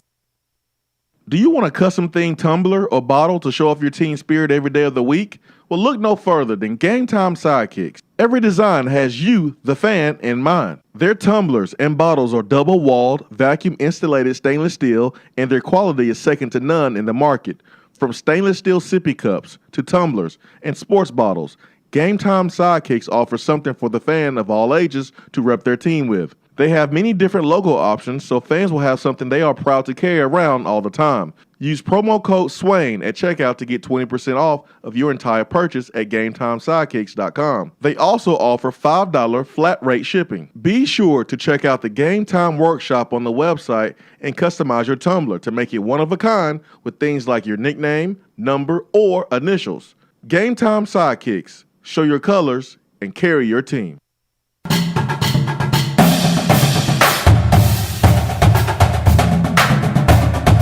Around the SEC, powered by 42nd Street Marketing, your game-winning play call for design, marketing, and branding. All right, it's time for Around the SEC this morning. And Ben, where are we going today? No real news and notes for Around the SEC today. The only thing noteworthy, if you want to call it that, is that Auburn added a new lighting system to Jordan-Hare Stadium to copy Alabama and Georgia. So Alabama, Georgia, and Auburn all have the capability of a pregame light show. And if you heard a whistle in the wind yesterday, it's not a bird. Did you fart? Not a fart, not a bird, not a sniffle. It was Auburn fans racing to Twitter to delete all their tweets making fun of Alabama's light show from last year. Ooh. So and Jalen Tabor, Jawan Jennings' son, got cut yesterday. So those are only two real nuggets from around the SEC. You know, that would have been the last thing you want if you're the 49ers, man, is a domestic situation there in the team meeting room. The father and son, maybe the son is upset with the father and he gets upset. You know, the last thing we want is a domestic situation happening in the 49ers team room. So it looks like the 49ers picked which guy they value the most and let the other one go, because you just don't want to have two family members in the same place at the same time. Maybe a lot of tension. You don't want a domestic situation, so they got rid of Tabor. This might be the last stop for him. I'm not celebrating him getting cut. I would never do that. Even if a player is a rival and he talk trash, whatever, I'm not going to celebrate him losing his job at the professional level, because these young men have a short window to make a lasting impact on their family forever. And so I'm not going to celebrate him getting cut. But the drop-off from his junior year to now, it's been a steep drop-off. It's been a steep drop-off. Ever since he started running his mouth. Because, man, after he got torched by Jawan, he ain't been the same player. And corner is really about having confidence. You got to have confidence. You got to be borderline cocky, right? Mm-hmm. Go show me a really good corner, and I'll show you someone that is borderline cocky. Darrell Reeves. And you look at and Patrick Peterson's so humble, man. So he may cocky on the field though, but he's so confident in his play. Richard Sherman, so confident in his play. You gotta be. You're on an island. I mean, you gotta be confident. And so Tabor, man, his confidence is gone. It's been a steep drop off from his junior year, but anyways, I did have an article I wanted to discuss that I thought was very interesting on The Athletic. The Athletic compiled the 25 most dominant college football programs of the past 50 years. Okay, I feel better about this. I thought you were going to say like the past 5 or past 10. No, you know, past 50. All right, past 50. I feel better. What we got?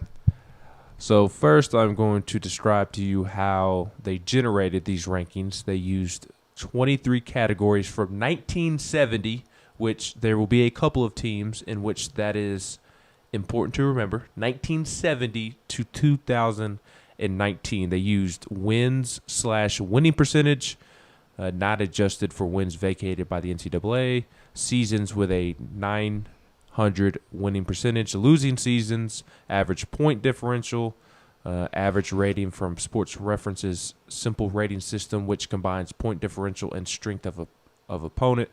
Seasons that featured a major bowl appearance / win, such as the Sugar Bowl, the Rose Bowl, the Orange Bowl, Fiesta, Cotton Bowl, and the BCS National Championship game from 2006 to 2013. AP ranked in top 10, top 5 finishes, percentage of weeks spent in the AP poll / AP top 10, percentage of total games won by double digits, scoring offense, scoring defense, wins and winning percentage against the ranked opponents, against top 10 opponents, and percentage of games ranked opponents won by double digits. You can imagine who number 1 is. I don't want to talk about it. I don't either. So we're going to keep it moving. Number 2 is Oklahoma. Oklahoma is the second most dominant program over the last 50 years, according to The Athletic. 4 different championships. Ohio State is number 3. And I have a question for you that I'm going to pose to you now, Swain, but I'm going to finish reading this off and let you think about it. It is an interesting conversation I saw on Twitter. Earlier we were talking about how dominant Ohio State is each and every single season. Arguably, in my opinion, they are the best at developing talent right now. Nobody is better. Alabama has the best recruiting class each and every single season, and now Georgia has got into that conversation as well. But Ohio State is always 2, 3, 4, somewhere in there, but they always have the best players at each position, it feels like, come draft time. So my question to you is, they've won championships in 2002 and in 2014, but they've been dominant for a while. Since 1980 or so, they have just been dominant. Have they underperformed? Not saying that like it's a shameful thing to look at, but should they have more championships than what they have? I'll let you stew on that, unless you have an answer off the cusp. Should they have more championships? Yes, than just 2. You can say yeah. No, you can say yeah, but you also got to think about it, man. They went through a scandal with Jim Tressel and like bounced back like it was no problem at all. I mean, wow. But I think you can, anytime you put out that much talent, you can always look and say, okay, they could have won more. You can look at Alabama and say, okay, you should have won more. You can look at Tennessee and say, in the last 25 years, how does Tennessee only have 1 championship? That's fair. That's a fair statement to say. So, yeah, I mean, you can look at Ohio State and say they probably could have won more. Thought it was an interesting. It's just hard to win championship. It is. It's hard to win championship. Just thought it was an interesting conversation. But Ohio State is number 3 on this list. Nebraska is number 4. And I told you to remember that 1970 was the start date. So my generation of college football fans, they don't know Nebraska like my dad does. Hey, you better get on Google, man, because Nebraska I know they were good in the past. Was dominant like. Yes, absolutely. And the thing about Nebraska, it was a few teams dominant. Like now you see a couple teams like Clemson, Ohio State, Alabama, but it was Oklahoma. Mm-hmm. It was Oklahoma, man. What Barry Switzer was able to do there, man, and he just changed college football. He was unbelievable there with the Sooners. Unbelievable. So, but Nebraska was elite in the 70s, 80s, and 90s. Yeah, I don't know why I'm talking about Oklahoma, but yeah, Nebraska with Tom Osborne was dominant with the black curtain and the triple option, just dominant. I think what you were getting at is that Nebraska and Oklahoma were kind of the teams back in the day. Yeah. But like for somebody who's younger than I am, who grew up really loving college football, beginning to love college football in the 2000s and the teens, to see Nebraska 4th on this list would be eye-popping to them. Yeah. I remember a little bit of Scott Frost and Lawrence Phillips and those boys. I remember what they did to Tennessee. Whew. Let's not talk about that. All right, my bad. USC is number 5. Okay. Number 6 is Florida State. Okay. Number 7 is Michigan. All right. Number 8 is Penn State. Okay. Number 9 is Florida. All right. Number 10 is Miami. Let me stop you, Ben. Let me stop you. You know how I feel right now? You know how you go to a restaurant and there's a line, Mm-hmm. and you give the person at the front your name and the number of the party, number of people in your party. So you're like, hey, Swain, party of 6, and they tell you, okay, it's gonna be about 20 minutes, and so you sitting there, you're waiting patiently, and as you're waiting, you see people come in after you, and they give the hostess or the host their name and their size of their party, and then you see them get up with all 6 of the people in their family and go to your table before you. Ooh, woo! You're like, whoa. You snatching your head around like, whoa, wait a minute. You looking at your buzzer thing. Wait a minute. Does the batteries out? This thing? Wait, they gave me this little buzzer. Did I miss it? The battery's out? Now they do the text message. Is my phone on? Do I have service? Did I miss a text? What is going on? Do I need to go outside? Did y'all forget to text me? Get on Wi-Fi? I mean, did I miss a message? Like how are they able to go? And I ain't been able to sit down yet. That's how I feel right now, man. We're almost there. Listen to you read off all these schools, and you ain't got to Tennessee yet. We're almost there, I promise. Notre Dame is 11th. I'm surprised they're not higher. Their description is that go back to the middle 50 years from 1920 to 1969, and Notre Dame would surely rank number 1. But the past 50 years have not been as kind as when they won 8 national championships as the 50 years prior. They've only won 2 championships since then. Okay. Texas is 12th. Wow. Which, seeing when some of these teams have won championships over the last 50 years, it makes me feel better about where Tennessee is. Like, Texas is built up to be this mega rock star, and they've only won championships in 1970 and 2005. Kind of makes you sit back and think. LSU has won more championships than Texas has over the last 50 years. How they define champions then, too, was just weird. I mean, That's true. But LSU's have come in 2003, 2007, and 2019. Yes. LSU was 13th. LSU was good at the right time when they had a clear definition of who the champion was. Yes. This is why Alabama was able to claim 38 championships, because no one can really verify them on it, and they didn't really have a championship game. They were declaring themselves the national champions before the final bowl game was played and before the final Associated poll came out. Yeah, it's like us declaring that we related to Patrick Mahomes. Like you could just do that then. It's like declaring Tennessee basketball the national champs before the NCAA tournament is played. Correct. Yeah. Oh, we've got a 2 seed. We're going to be the national champs. Absolutely. Georgia is 14th. Their only national championship coming in 1980. All right, man. I'm getting antsy. Almost there. Clemson is 15th. I might go to my car and leave, man. I'm about to go home and cook some spam, some ramen noodles. Clemson is 15th. Auburn is 16th, and Tennessee is 17th. So a couple of schools that Tennessee is in front of: Washington, UCLA, Texas A&M, Ben, Oregon, Ben, Arizona State, Ben, Virginia Tech, Ben, Wisconsin, and Arkansas. Ben. I don't give a damn about Washington. So here's what it has to say about Tennessee. We supposed to be in front of Washington, Ben. I know.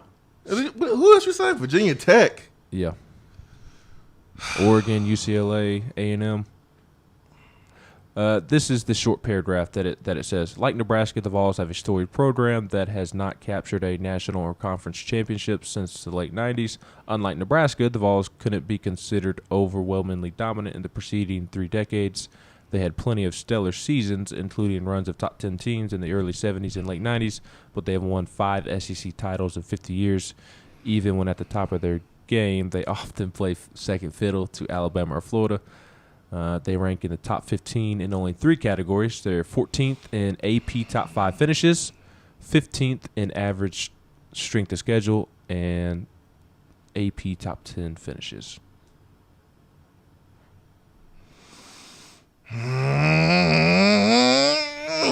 But if you look at the schools in front of them, Tennessee is about where you would expect. That's why I'm over here mad, but I can't do anything or say anything because it's not wrong. This last 10 years, man, it's ruined things. I also think it is a healthy reminder that Tennessee is one of the college football programs in the country. It's just the last decade has diluted that vision. Oh, man. Thanks a lot, Ben. Thanks for the article. Would you like to go to Chris and JC? Yes, please. Please. Chris, good morning. Swain. What's up? 3, 2, 1. 1, 2, 3. What the heck is bothering me? I need to go Carl Winslow, man, from Family Matters. You're right. You're right. Hey guys, if you want to verify Nebraska being 4, just ask old Fred White. Ortiz, that was his last name. Ortiz, the guy that blindsided Fred White in that Nebraska-Tennessee game. He said he's still looking for him. He's going to be about 73 years old rolling up on him, ain't he? Yep. He's going to find Ortiz in a nursing home and swing on him with a cane. Fred will never forget. Hey, guys, first of all, the show has been so fantastic the last 3-4 months, even without sports. Wow, thanks. And it speaks volumes to you guys. Wow, thank you. I got a couple things for you. One of them ties into the discussion you guys were just having. The first one, what do you think about these 4 as our linebackers? I think this is what it'll be by the end of the year. It'll be Roman Harrison, Crouch, Hank, and Tyler Barron. Absolutely agree. Who's playing next to Hank? Crouch. Yeah, I can see that. Yeah, Crouch. I think Tyler Barron is going to. I think Tyler Barron's going to benefit majorly playing beside To'o, where he can just tell him where to go when right before the play happens, and he's just going to be a monster after the quarterback off that edge. Yeah, I can see that. I think the only 2 where there may be a little bit of disagreement will be Tyler Barron, obviously because he's a freshman, but he's the one guy in this entire class that has a chance to start and really be in there on defense. And then Roman Harrison, you look at him and his pass rushing ability speaks for itself. But you know, you look across the board and you see other guys that have played more, that have also made plays. But you certainly see Roman Harrison's ceiling and his ability to get around the edge and affect the quarterback. We saw flashes of that his freshman year last season. So I 100% agree with Hank there, no doubt. And then Crouch is the leader to be right beside him. And I don't disagree with you, but I think out of the 4, those 2 that I mentioned, Roman Harrison and Tyler Barron, there's a higher probability that someone else is going to be in there instead of those 2. Especially when you have Kevon Bennett and DeAndre Johnson correct at that same position. Would it be fair to say that plan that Chris just mentioned of those 4 linebackers being the 4 linebackers at the end of the year would be the plan being executed perfectly? Like if Roman Harrison and Tyler Barron are able to pass up Kevon Bennett and DeAndre Johnson, because that's why they were brought on campus. If they can pass up those guys and end up starting by the end of the year, then Kavarius Crouch is still the starter at the end of the year. That means he is taking that next step. I think that means the plan or everything went according to plan. Do you think that's fair to say? Well, you know, I look at I look at it differently though. I understand, like, for radio purposes and you know, cooler talk is fun to talk about the starters, but I just look at the depth. For me, Chris, I look at the depth, and I ask myself, do we have championship level depth? And I think we're closer to that. I think we still have some room to go, but you know, I look at the outside linebacker / weak side defensive end, however you want to look at it. I feel good about the depth. I feel good about that position. Now I have to ask myself about linebacker. Okay, what happens if Hank goes down? What happens if Crouch goes down? Who goes in next? Because I look at Alabama, and as great as that offense was the last couple of years, defensively they struggled because they had injuries, and even they didn't have the depth that they were able to kind of overcome and still go and stop people. So, like, my vision is, hey, man, do we have a unit that I feel good about that can go win a championship or compete for a championship? And I feel better about the linebackers today than I did yesterday. That's how I look at it. I don't really care who starts, because you can start and only get 25 snaps, and the guy behind you get 35 snaps. For me, it's about the depth and the play of the unit, and I think this unit, the linebacker unit, has a chance to be really good this year. That transition's good into my next question for you. Okay. All right, so we were talking about recruiting. All these teams that were in the top 8, 10, 12 over the last 40, 50 years, and about where they stand in college football.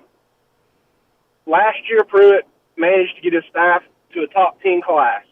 This year, it looks like we're trending in that direction. Do you see Pruitt being able to get to where it's a normal thing for him to win 10 games a season and stay there? Y'all have a good one.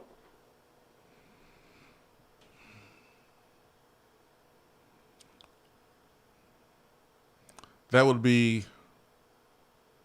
beating, what, 2 out of the 3? 2 out of the big 3 every year? And not having any slip-ups anywhere else. Well, he said 10 wins, so that'd be at least one of the 3, and then no slip-ups elsewhere. Yeah, so 1 out of 3, excuse me. Yes, I do see that happening. I do see that happening. I think Pruitt is the type of recruiter, the type of developer that can get to that level where you are winning double digits games every single season, and you do beat 1 out of those 3 every single season, and you take care of business against South Carolina and Kentucky and Missouri like you're supposed to, and Vanderbilt. I miss that. Speaking of Vanderbilt, boy, I got some things going on. Anyways, yeah, I do see that. I do see Pruitt being at that level. I mean, how do you not see it? I mean, it's trending in that direction. You see a guy that is developing talent. You see a guy that's recruiting. He needs himself a franchise quarterback. That's what Pruitt is missing, a franchise quarterback. Don't tell me he already got one, because we don't know that yet. You saying we got one because all based on recruiting rankings. Don't say we already got one, because we don't know. Harrison Bailey has to go do it first. JG was just as hyped up as Harrison Bailey. And then we'll crown him. And but I ain't crowning anybody until they do it first, period. Point blank. So that's the missing piece for Pruitt is franchise quarterback. But, yeah, I do think Pruitt can be a 10-win coach every single year. And, okay, he might slip up and win 9, but I think he could be right there every single year in the next 2 or 3. I think that's fair expectation. All right, who's next? Jay. Jay, good morning. Guys, good morning. What's up, Jay? Hey, man, this list y'all was talking about, was this the all-time – was this who they considered the all-time best programs for some context? Do I have that right? They took a bunch of different statistics and awarded points depending on the statistic and compiled the 25 most dominant programs over the last 50 years based off of those statistics. Interesting. Yeah. Interesting. I've seen, you see a lot of these lists, and I've seen Tennessee anywhere as high as 8 or 9, 7 even, I think. But I see them when they get ranked. It's usually somewhere between like 12 and 17. So, but what I don't understand is with these lists, you get programs like Nebraska, Michigan, Penn, and I know Nebraska was really dominant in the 80s and 90s, but, Penn State, Michigan. You get Oregon. I've seen Oregon ranked ahead of Tennessee. I see programs that don't have, 75% of the history or tradition that Tennessee has that hasn't won a championship, since, the telephone was invented, but yet they're somehow still ranked ahead of Tennessee. And, I remember a couple years ago seeing they had the all-time wins, the last 100 years, all-time wins. Tennessee was 7, right behind Ohio State, maybe 8 or 9 wins behind Ohio State. This was a couple years ago. And you look at draft picks, winning percentage, all-time just draft picks, first-round draft picks. All of these things, they're second basically in the SEC, they're second to only Alabama in just about every major statistical category. All-time wins, championships, you name it. They're second to Alabama and no one else. But yet, Florida and Georgia and all of these schools keep getting listed ahead of Tennessee. It's like these last 13 years or so have skewed people's perception of us, and our tradition and history just doesn't mean anything. But Notre Dame, for some reason, just gets the benefit of the doubt. Michigan, Penn State, they get the benefit of the doubt, and their tradition and history, and Nebraska, their tradition and history, get taken into account. But it's like Tennessee's means nothing. I have not seen that, Jay. I think in this list, Tennessee is at 17 as far as the most dominant programs. We just haven't taken care of business in the last But Swain, I'm decade. asking you is, if we're top 10 in all of these major statistical categories, how are we constantly ranked like 17th and 18th, and behind programs that don't have that same tradition? I guess that's my question. How does that keep happening? Because we've had some really low lows, and that's fair. Yeah, the lows are low, and when you do have those lows, other programs are winning, and what naturally happens is they pass us up either on the total win column or when they compete for a championship. I mean, you look at Florida State, even though they don't have the tradition that dates back to early 90s.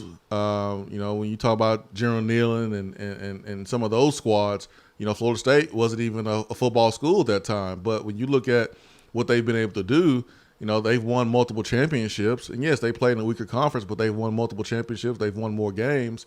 And so I'm just not fighting it as much as maybe I used to, because I know I have the Power T tattooed. I know I got Power T everywhere. I'm Tennessee through and through. But I just understand we haven't taken care of business. I mean, we competed for a championship and won a championship in all these years. We've had so much talent, and so I'm just okay. I'm at peace with being kind of in the teens and understanding that there's football played at other schools too. Do I think Tennessee sometimes does not get the recognition they deserve? Yeah, absolutely. But the last 10 years, I really can't demand much recognition. No. Yeah, I just can't right now. So you mentioned Notre Dame, and Notre Dame was not even listed in the top 10. No, they were 11th because this article starts in 1970. Yeah. That's what they are basing it off of, and not saying that all of Tennessee's history and tradition and whatnot was only prior to 1970, but when you have a decade like Tennessee has had, which accounts for a fifth of the sample size that they are using, all the history prior to 1970 isn't taken into consideration. So that's going to bump Tennessee down. That's what hurt Notre Dame on this list and why Notre Dame was 11th, because the last 11 years or so has really, that's a fifth of the sample size that they are using, and Tennessee just doesn't favor well in that compared to other schools. And remember, Jay, when Johnny Majors took over in 77, it was a dump. Exactly. I mean, dump. he spent a long time getting that thing together, and they won the Sugar Bowl there in '85, beat Alabama there in '82. But man, it took a long time. We're talking 4-7, 5-5, 7-5, 5-6, 8-4 between '77 and '81, and then 6-5 and '82, 7-4 and '84. And then '85 things started cooking, right? 9-1 and 2, which I hate ties. Then you got 75, and then 87 was 10-2. 88 was 5-6, unfortunately, but 89 they started rocking. And so there was a time in the 70s it just wasn't great. It was a rebuild. So you got to look at that too, Jay. Well, Ben made a good point too. I mean, these last 11, 13 years have really hurt us. I mean, and that's good perspective. I mean, it's Yeah. a fifth of So if you're talking about since the last 50 years, that's a fifth of the time. So now we're talking about 2/5. You yeah. look at the 70s and then the 2010s. Well, you know, and what I've always wondered is how much different would the last 50 years be if Philip Fulmer had the playoffs like Dabo Swinney's had? If Philip Fulmer would have went to the playoffs 3 or 4 times at least. Exactly. That's interesting. And you know, Tennessee may be looking at another championship because, you know, I've talked with Johnny Long before, and you know, Johnny's told me that 2001 team was the best team he's ever seen. Yeah. And you get them in the playoff, anything could happen. Yeah, that's a good point, Jay. Thanks for the phone call. You can look at 95. Tennessee's in the playoff because 95 Tennessee went 11-1. You can look at 96 10-2, 97 11-2. I mean, we're talking about 4 straight trips to the playoffs. Obviously, 98 would be a playoff team, right? 01 would be a playoff team. So, I mean, you wonder how many playoffs Coach Fulmer would have been to if there was a playoff during his time. That's a really good point, Jay. Who's next? Elvis. Elvis, good morning. Yeah, I can answer Jay's question about why Florida's ranked higher than us. I don't know. God knows why Georgia is. To me, the 2 most overrated teams in the history of college football, whoever's coaching, whatever year, is Georgia and Michigan. They always supposed to do great things, but they flub at the end. But anyway, Michigan definitely. Florida's won 2 national championships since we won ours. And Florida's season record, they hold over us. They beat us more times than we beat them. And to me, I'm kind of like what Jay pointed out. It's because everybody wanted Phillip gone. How'd that work out for you? But anyway, you talk about Jason, Nebraska being so dominant back in the day. Mm-hmm. Do you know that they just like Tennessee? Just like Tennessee, man. I think we got. Yes, sir. Because they had a guy that played for them named Frank Solis, just like Phillip played for us. Mm-hmm. He took them to the national championship game in 01 against Miami. Of course, he got his brains beat out, but he's in the national championship game. Guess what? They fired him after that game. And they ain't been nothing since. So all these fans that think I heard when they fired Phillip, he can't coach no more. He don't get out and recruit as hard as he used. How does a national championship coach forget how to coach? How does that happen? Yeah, I don't know, and I remember when I'm gonna tell you something, Jason. To interrupt you, I'm gonna tell you something. I hold a grudge like you wouldn't believe against everybody that wanted Phillip gone, and that'll until I die, that'll never stop. But the real question I wanted to ask you: have we got to compete now against Florida, California, and maybe some other schools where their state's gonna pass it for players getting paid? Are we gonna lose out on recruits because we don't pay? I don't think so. I don't think so. I think the NCAA is going to make a rule that will allow players to capitalize off their name, image, and likeness. And if the NCAA has a rule, what's the point of having a law in place in that state if the NCAA is going to let you do it anyways? The school that is able to handle it the best and put their players in position to be marketed and get those opportunities to make more money, those will be the schools that are able to capitalize, I think. I mean, when you look at Knoxville, and Knoxville's not the biggest city, but it sure ain't a small little town either like Starkville. You look at Vanderbilt. Now, Nashville is the best city in the SEC, but again, it's Vanderbilt football. So who really cares about Vanderbilt football? If you were Rutgers, man, what an opportunity to market right there in New York City. But you're Rutgers. You're Miami. Man, what an opportunity, but there's 1,000 things to do in Miami, then go watch a college football game. USC, maybe have some of the same issues. But if you are in a ideal situation at a school and they put you in position to where you can make some money from your name, then I think those are the schools that will benefit over the schools that have a law in place in that particular state. Because if the NCAA passes it, everyone will be able to do it anyways. That's how I'm looking at it. But Frank Solich, when he was at Nebraska, they got the brakes beat off of them in 2001 by Miami. But he coached another 2 years before he was let go. He went 7-7 the next year and lost in the Independence Bowl to Ole Miss. And then he won his last game as Nebraska coach when they went 10-3. And they fired him. Remember, Elvis, they fired him because they wanted to go air raid. They wanted to change the offense. They wanted to get away from the 3-4 yards in a cloud of dust. Even though it was successful, Bill Callahan is a pass-first guy. Think about his time with the Oakland Raiders and how they were able to go and compete for a Super Bowl, just throwing the ball with Rich Gannon that year.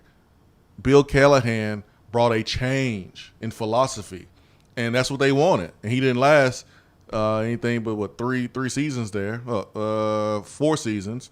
But it's the same as when Coach Fulmer went outside the box and brought in Dave Clawson. Sometimes going outside the box will get you boxed out. And that's what happened with Frank Solich. That's what happened with Bill Callahan, and that's what happened with Coach Fulmer, Nebraska and Tennessee. Let's go back to the phones, and let's get to Titans Bill and then DR Vol. Titans Bill, good morning. Good morning. I'll tell you, I believe we'll have a college season, but I just want it to strictly be conference games. Do away with the non-conference and just play conference games. I mean, that's an interesting concept. It would make sense to have a shorter season so you can have a better chance of actually finishing the season and maybe crowning a champion. But at the same time, if one of your key players is affected, he can't play, and it sure will be nice for one of your key players not to play against Charlotte rather than not playing against Florida. And on this situation here with Mahomes signing this humongous Rolls Royce and fur coat money, I'd have to say you better have a good year. Because, buddy, when you pay a player that much money, man, he's going to be feeling a lot of heat. I think Patrick Mahomes can handle it. You better go out and earn it. Yeah, I don't know if I can say he's going to earn it today because he's getting pretty big guaranteed money package there. So I won't sit here and say that he will earn it, but I'm saying he's worth signing a 10-year deal today based on what he has done so far, and Andy Reid being there, and with those two together, they have a chance to win a championship every single year. So he certainly deserves that contract, and I think he's worth every penny at this moment. I just don't know if he's going to live up to it because I don't know if he can stay healthy. We don't know that. But Patrick Mahomes has done everything right, and in his 3 years, he has impressed. He's won an MVP, and he's led his team to a Super Bowl in 2 of those 3 years. So I think you're going to be okay, Titans Bill. I think he's going to be okay. Let's get to DR Vol. DR Vol, good morning. Good morning, guys. So Jason with the Y Swain is reporting that God's gift coaching, Shiano's not going to be able to take control of New York. Is that what you're saying? Yeah, I don't think people care in New York about Rutgers football. So, well, Dan Wolken and Pat Forty do. No, I mean, if there's a sports team they care about up there, it's the New York Yankees. So, Swain, when that news broke yesterday about Mahomes, did you rip up one of your cabbage leaves, use it as a tissue? Nah, man, I didn't have that type of emotion. I actually had an emotion of joy because I knew somewhere along the line we were related. Somewhere on the tree, we got to be related on one of these branches. So I was happy for him. So I wasn't upset, man. I'm over it now. D'Arval. I'm over it. Came in trying to troll and his phone dropped. I know, right? I'm actually more upset. I mean, if you want to throw jabs at my Bears quarterback selection, that's fine. I do it every single time we talk about the Bears. But I'm actually more upset that they didn't draft Deshaun Watson than Patrick Mahomes. Now, obviously, Patrick Mahomes has had a better career so far. Patrick Mahomes has done a better job in his pro career. But the reason why I'm more upset is because you had a guy in college, because with Texas Tech, you didn't know. You didn't know if it was a system. You didn't know, okay, Patrick Mahomes having the success throwing the football, but it's the system. As his cousin, I knew. Is the conference. You just didn't know. You didn't know.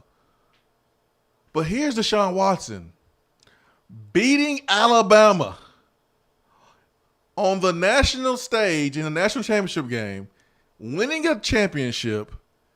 He's doing it right there in front of you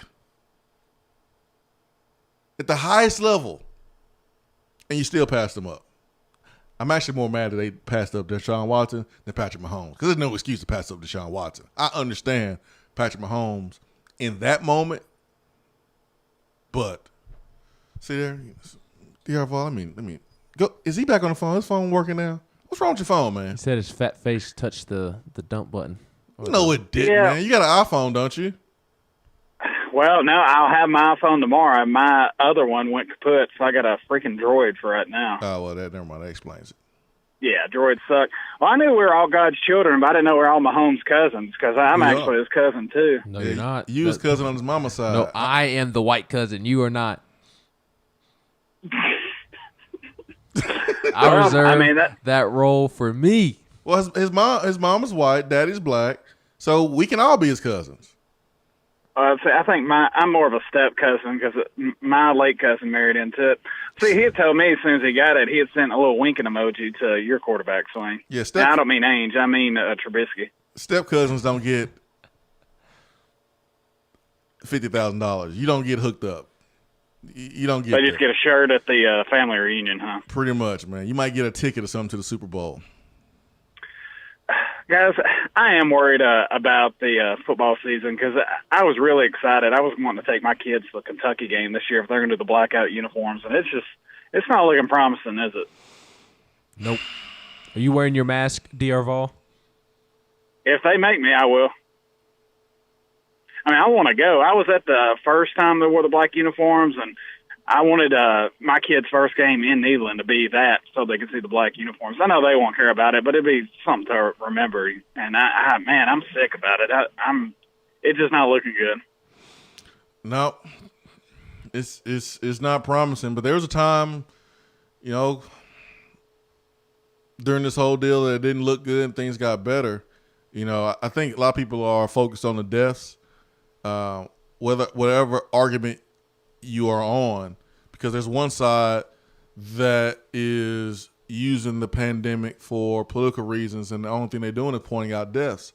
And so the other side is only pointing out deaths, because the deaths have went down, right? Guys, we're talking about playing college football.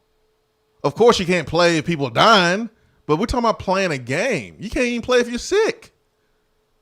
That's what people focus need to be. Like, everyone's get caught up in the minutia. I don't understand like how do people process information, and how they let things come out of their mouths, and how they come up with these conclusions about the football season as it relates to this virus. Everyone's looking at deaths. Of course you can't play when you're dead. It's about being affected. Because when you're affected, there's a chance that you won't be able to breathe correctly. You'll have all these coughs. You have all these body aches. And you can't play a game when you're feeling that way. Now, there are situations where you don't have any symptoms. We've seen that too. That's why the football season is in danger, because this thing can spread and affect the whole locker room if you're not careful. And you can't play. That doesn't mean that players will die. That could happen. It's a very low probability. But we're just talking about being able to play. You can't play when you're sick. So no one's like focused on that. Everyone's focused on the deaths for some reason. I don't get it. I almost had a flashback to Allen Iverson, because you've already kind of made a reference to Mike Singletary's speech, Swain. What's that? Earlier you're talking about, I think it was we are who they thought they were. Yeah. And now I was just letting you just say we're talking about practice, so sorry, you kind of threw me off there. I'm sorry, man. Sorry. I just don't understand, like,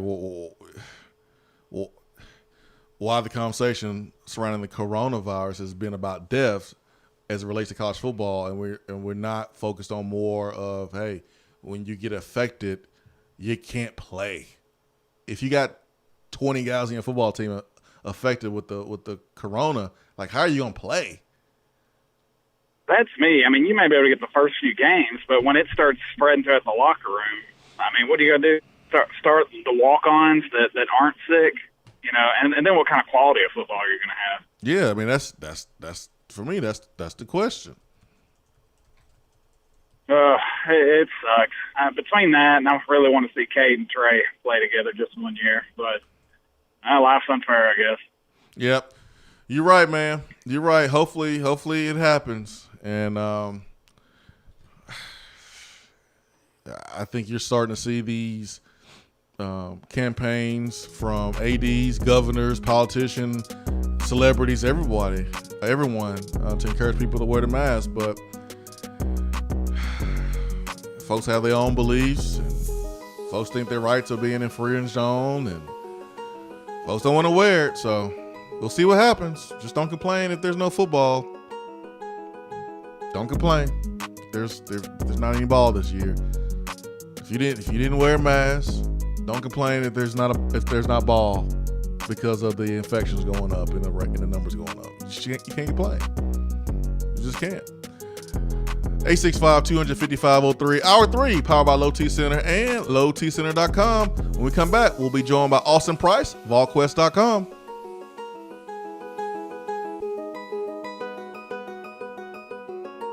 Hour 3 of the Swain event is brought to you by the Low T Center and lowtcenter.com. Do you know your numbers? Feel like you again. Let us help. Jason Swain here. If you're feeling tired and grumpy, it could be low T or something else like sleep apnea.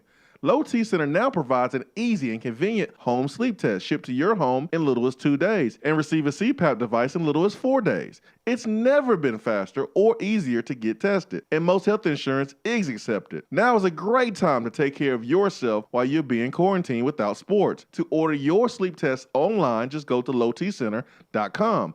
Low T Center, reinventing men's healthcare. Home service problems occur, even at the most inconvenient times, like during a health crisis. And Tiller is always here to help you 24/7. As people are social distancing and staying at home on workdays, it's an easier time to take care of home maintenance items that you feel are necessary. And we've put new safety precautions in place, like wearing gloves, avoiding physical contact, new sanitation protocols, and limiting time in your home. We're here for you. Call the Happy Face Truck today. You're driving home, flashing blue lights in your rearview mirror. The next thing you know, you're being arrested for DUI. Be responsible, but remember, just because you're arrested doesn't mean you're guilty. Call DUI and criminal defense attorney Marcos Garza. Put this number in your phone right now, 865-540-8300, because you never know when you or a friend will need it. Don't say guilty, say Garza. 865-540-8300 and garzalaw.com. JC's Tree and Landscaping Service specializes in quality tree work done at an affordable price. Trimming and removing trees are their specialty. They also offer other services like land clearing, stump grinding, crane services, and all of your basic landscaping needs for both commercial and residential. JC's will give you a free estimate and beat any written quote by a competitor to guarantee that you get the lowest price around. Don't risk your land with a fly-by-night service. JC's Tree and Landscaping is licensed and insured. Give them a call at 865-599-3799.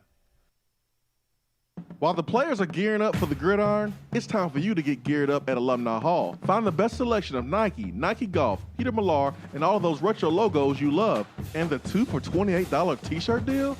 Game changer. And don't forget about the rest of your game day crew.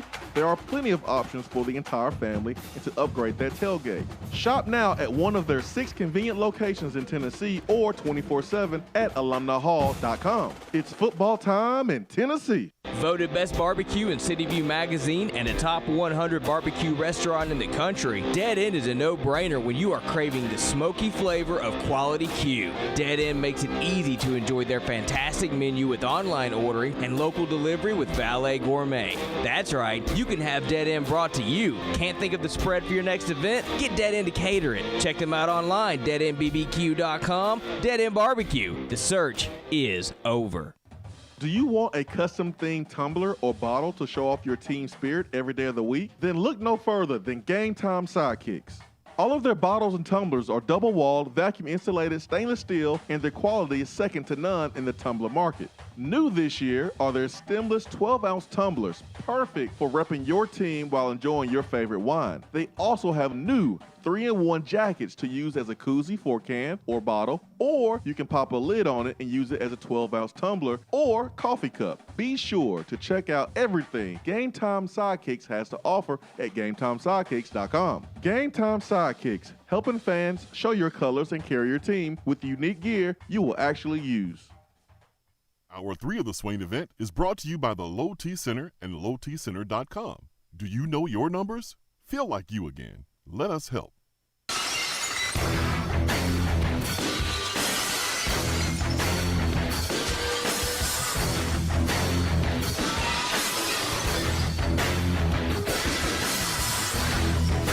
Swain Event, SwainEvent.com. Fueled by Dead End Barbecue. Hour 3 is powered by Low T Center and LowTCenter.com. We are joined by Austin Price, Austin Priceless on Twitter. You can follow him there. VolQuest.com. His time is brought to you by Jennifer Morris with Keller Williams Realty. AP, good morning, sir. What's going on, Jason Swain? What's up, man? Everything's going on. Everything is going on right now. Smile Bundin. I saw his comments, man, about his 5 schools. I like what he said about Tennessee. You know, we introduced a segment yesterday, like a game show style segment. Read that recruit. We read into the recruit's quotes to see what he's actually trying to say. What does that mean for Tennessee? I like his quotes about Tennessee. Am I reading too far into his quotes? Am I a little too optimistic, or does Tennessee truly have a good opportunity for him? And I'm not saying like being in 4th place or 3rd place, but being one of the top 2 schools for his services. I think that they have as good a shot as anybody. I don't think that necessarily Tennessee, is the preferred pick right now. But I do think that they are amongst a group. And I said this last week on our podcast. Mm-hmm. Georgia's long been thought to be the team to beat for Smile, but in my opinion, I honestly think they're kind of running just behind Tennessee and Auburn. I think Tennessee and Auburn are kind of right there at the top for Smile. He was good. He was looking to do something in June. It didn't happen. He's talked a little bit about July. We'll see. I could totally see him taking his time. I don't think he's in any rush. I think he's enjoyed the kind of brand that he's built with this whole, X eyes and the smiley face, and he's got a logo. Like, he's handled his recruitment as well as anyone I can remember in recent time. Because I've talked to enough college coaches to know that coaches on all sides, and media members on all sides are speculating quite a bit with Smile. Very, very little legitimate information out there, and he's done a nice job of kind of misdirecting and playing things very smooth and coy, and so I do think Tennessee's in a pretty solid spot there. Last week, towards I think it was towards the end of the week, no, it was actually last Thursday. It was last Thursday we heard about sanctions that Texas A&M was hit with by the NCAA. It included, a show cause there on Jimbo Fisher and an assistant. And it wasn't long to figure out and to hear that assistant was Jay Graham, who is now at Tennessee. Does this affect Jay Graham any? I didn't think it did, but I'm asking you, does this affect Jay Graham or Tennessee at all this season? Does it affect Jay Graham's ability to do his job? Not in my opinion. One, the clock started on this deal, and I'm not sure that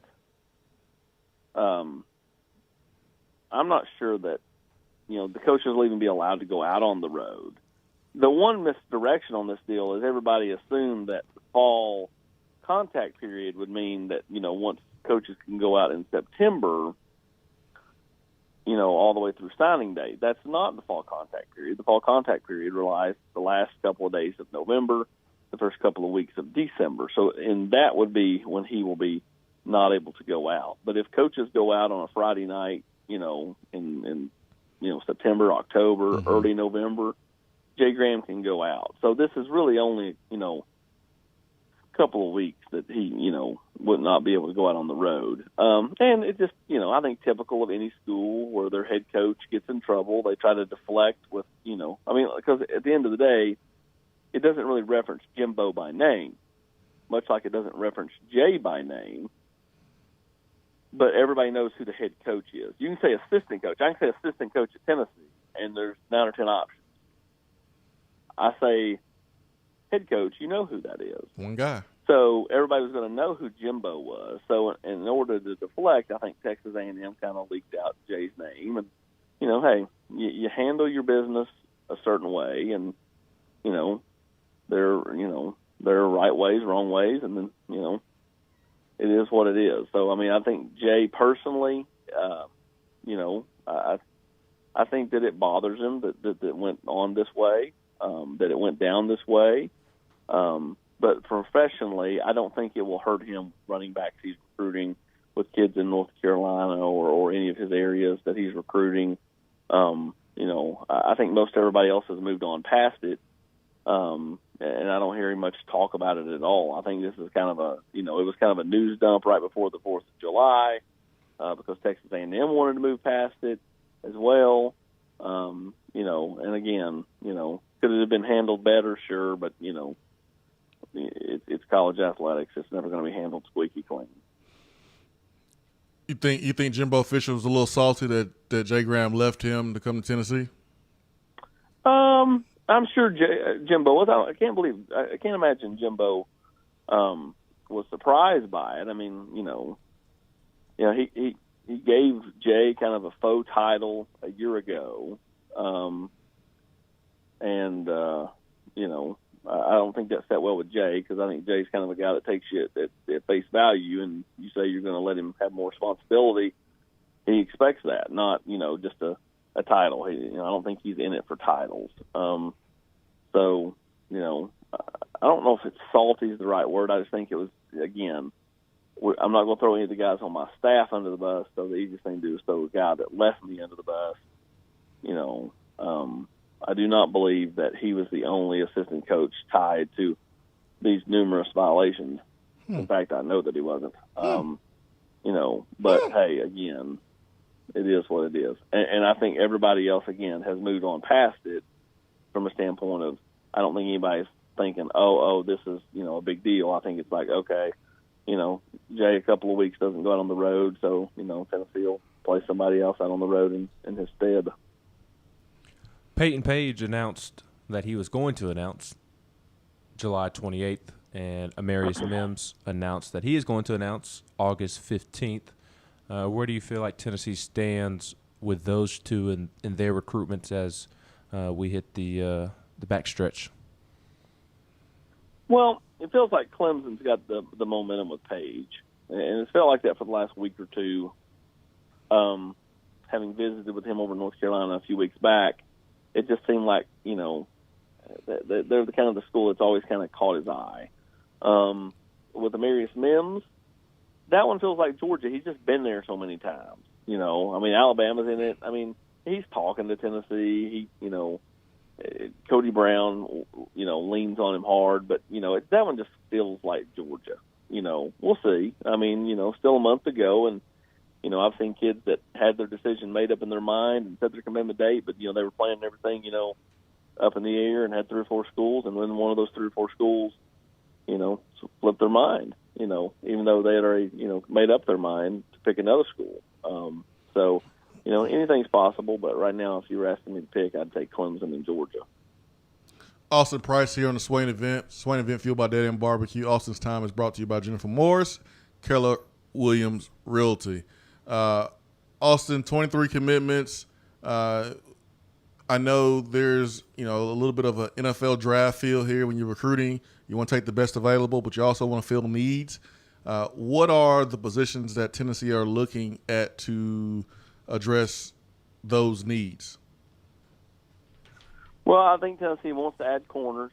Tennessee wants to add another edge pass rusher. You know, I think Tennessee would love to add offensive linemen. So that's kind of, and then any defensive lineman. I mean, like in a perfect world, Tennessee could add 1 corner, maybe 2.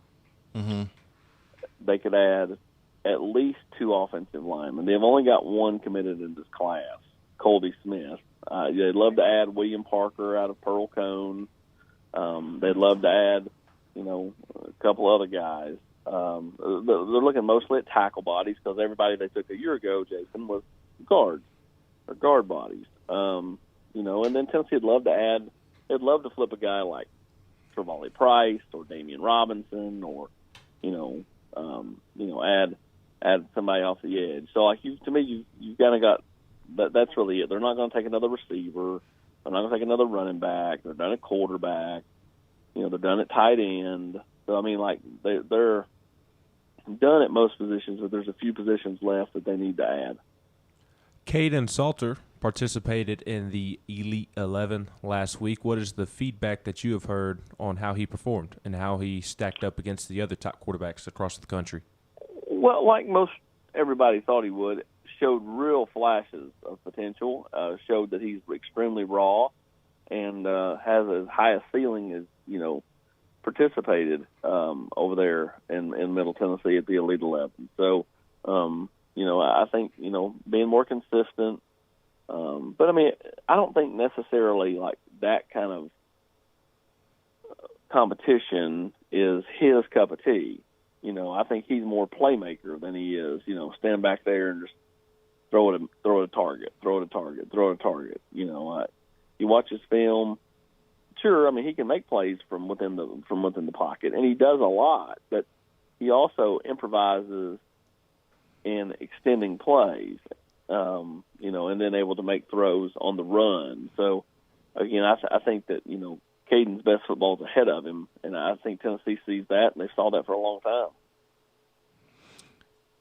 It's funny because a guy in the NFL just got a big old contract, and you watch Salter's film, and he reminds me a little bit of Patrick Mahomes, my new cousin. He reminds me a little bit of him. So I'm really excited about what he can do once he get here. I'm looking forward to seeing what Jim Chaney is able to do with him and mold him into a all-SEC quarterback. We'll see. Austin, who is the most important player on this team? Current team. This team right here. Tennessee Vols. Team 157. I don't know. I'm just kidding. Shut up. I don't know what number this team is, but this team right here, man, who's the most important player? What would it be? What number It'd be would it 120 something. I don't know. Yeah. Stop keeping Yeah, I want to say Henry. They're not super deep at middle backer. He is such a leader. If he went out, where would they be at linebacker? You know, you would love to say, like, okay, the quarterback. Well, I think they've got enough there that they could replace. You'd love to say Trey Smith, but, if Cade is eligible, Cade and, Jerome Carvin or Cade, they would be, it would, obviously you would take a hit, but it would not be like devastating.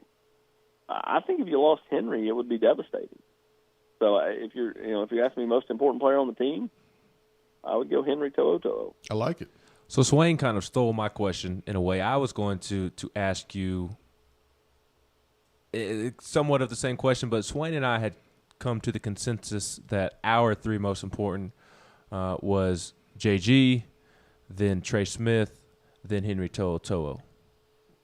And then I was going to ask you who were some names that you would consider for fourth and fifth. So I guess rearranging that question outside of Henry T and I imagine Trey Smith and JG would be after Henry for you. Who are some of the most important players on this team? Well, I think the running backs are not real deep there either. They can't really afford for Eric Gray or Ty Chandler to go down. I don't think you want to have, as much as I like T. Hodge and Jabari Small and those guys, I don't think you necessarily want them to be toting a ton of carries as freshmen. Can they help you? Can they give you spot duty? 100%. But I think, you want Gray and Chandler to be out there. So I would go, I'd honestly probably go with them 4 and 5. I think with Tennessee's offensive line, you want some established players at running back. So I think those guys are important. I think the wide receivers are so deep that you could lose Josh Palmer, and I think you'd be fine because other guys would step up. They're just deep at that position. Tight ends, another one, but I think you can shape how you run your offense. Mm-hmm. You lose if you lose one of your tight ends, you say, well, we just don't run many 2 tight end sets, or we just spread it out and go 4 and 5 wide. So I think that you can alter that. Defensively, Tennessee's deep along the defensive line. I think anybody that's quality at safety would also be in that mix, whether it be Jalen McCullough or Trayvon Flowers. But I don't think any of those guys have established themselves enough to think, okay, if we lose Trayvon Flowers, or if we lose this guy, I don't think any of those guys are established enough to feel that way. But I do think some of those running backs are established on the offensive side. Are you hearing anything from workouts, Austin? I mean, I saw with Harrison Bailey, man, he got a little bit bigger now, and we talked about this yesterday. Brian Maurer probably could have used the extra 10 pounds of some muscle to be able to absorb some of those hits he took his freshman year. Harrison Bailey looks like he is added some muscle, which I think would be very, very important with taking shots. Even with the offensive line that should protect him and should be one of the best offensive lines in the country, it only takes one shot to change the football team. One shot for a quarterback to be out, to get hurt. And so I think it's really good that Harrison Bailey has been able to put on this weight. Have you heard anything about anyone else making gains or really stepping forward in the weight room? Yeah, I've heard really good comments about both Wanye Morris and Darnell Wright. Yes. And not just weight room, but also their knowledge. They're being able to, have a Zoom call with Will Friend and Jim Chaney, and then, after that, recite way more of verbiage pertaining to the offense and blocking schemes that they ever could a year ago. To me, that's big. Continue to hear really good things about those two of the freshman wide receivers, Jalen Hyatt, Malachi Weidman. I think that, again, it's summertime. Some guys are going to flash, but it's about, taking that flash in July and making it a splash in September, and not just kind of be a fleeting moment, but be somebody that, this team can count on. And that goes for those guys that have been here, whether it be Wanye or Darnell or a guy like Jerome Carvin, who I think is in the best shape of his career. based off some people I talked to. So, I think Tennessee's, got some quality depth at certain positions, and then other positions I think, there's cause for concern just because Tennessee's not super deep at, linebacker with experience or tight end for just quality experience. So, but yeah, they're deep at certain positions, especially on the offensive and defensive line. Last week, after Tony Grimes committed to North Carolina, we had a listener nitpick Tennessee's recruiting class and nitpick Jeremy Pruitt and Derek Ansley for not reeling in those elite defensive backs and specifically cornerbacks, despite having a great track record of developing corners. What's kind of your thoughts when you hear that nitpick? Because I'm sure you've heard it over there on VolQuest. Yeah, I mean, I think it's just how you want to look at it.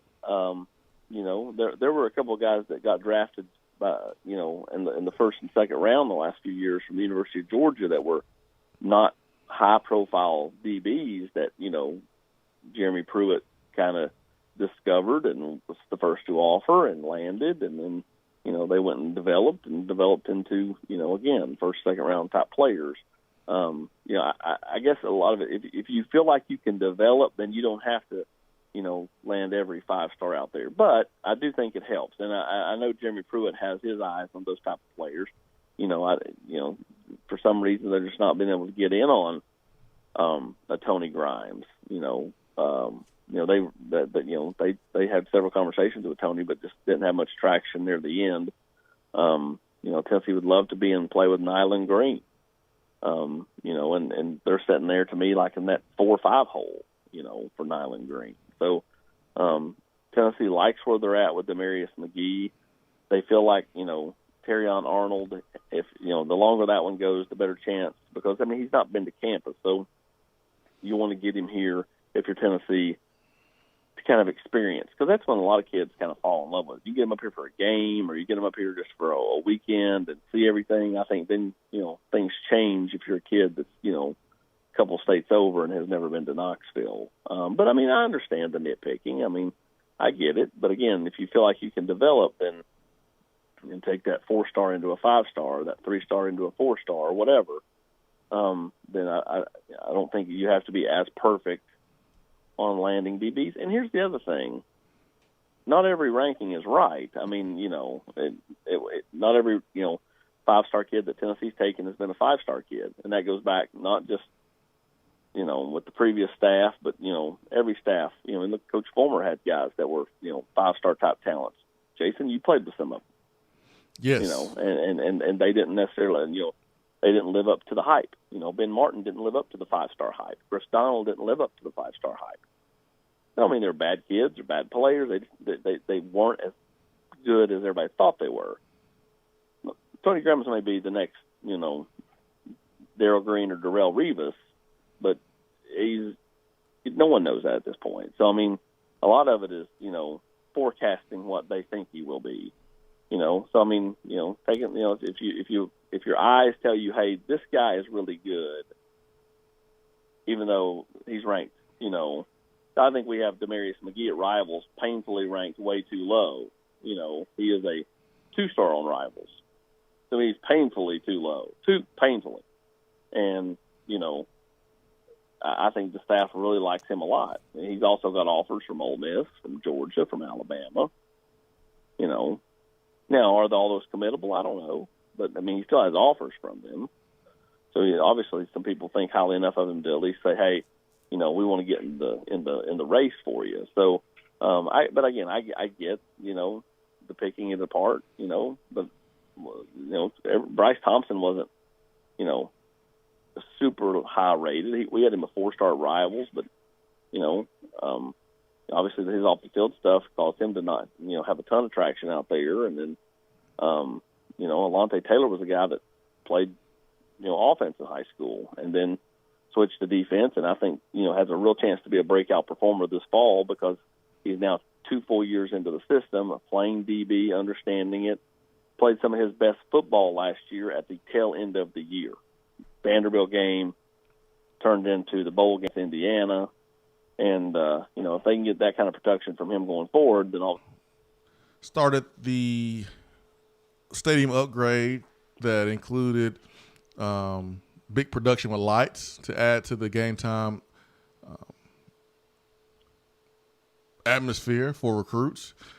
Georgia was able to display it first, though, because they had the night game against Notre Dame. But those two programs, kind of the two programs that in the SEC, just really invested in their game time atmosphere with the lights. And then Auburn just followed. In your best Jeremy Pruitt impersonation, tell us, Jeremy Pruitt, why you don't need any lights at Neyland Stadium to have a good atmosphere. I mean, we got the best fans in the country, Jason. I mean, you know, they get loud every Saturday. I mean, I think lights would be neat, though. I do. I think but I don't think that that's going to land us a recruit. I think, you know, our staff and our ability to relate to kids and show a track record of development that lands recruits. Lights don't matter, huh, Coach? I mean, they do matter, but you know, okay. Can we take some of your salary and put it towards the light show at Neyland Stadium? Oh, nope. I don't make enough for VolQuest. Nope. Can't do that at all. Ben got one more question before we let you go. I had to ask, Austin, there's a big vote going down with high school football in the state of Tennessee today or tomorrow. What are the potential options for the high school football season, and what do you think is the most likely? Well, there's three options: 9-game regular season, 3-game playoffs; 8-game regular season, 4 weeks playoffs; 7-game regular season, 5 weeks playoffs. I don't think 9-3 has enough traction to win, because I think basically that's just taking region champions. Well, I mean, what if you're in a region that has 3 really good teams? Like in 5A, you've got West, you've got Oak Ridge, you've got Powell, and then you've got Fulton, who kind of got hot at the end of last year, still, has talent. If you do the 9-3, then only one of those is making the playoffs, when in reality, a team that finishes third in that district could go on to win the state title. So I don't think 9-3. I think most likely it's 8-4. I think that the hiccup with the 7-5, and I tweeted this last night, I do think that there's some people out there that like the 7-5 because it gives teams that are in deep regions a better chance to make the playoffs, kind of like the region I just talked about. And there are a lot more teams that fall traditionally into that 3, 4, 5, 6 slot that are kind of jockeying for those in those positions than there are teams that fall traditionally into the 1 and 2 hole. But the problem with the 7-5 is you've got a 7-game regular season. Well, what's that mean? Odd number of games, which means that some schools are going to have 4 home games, some are going to have 3.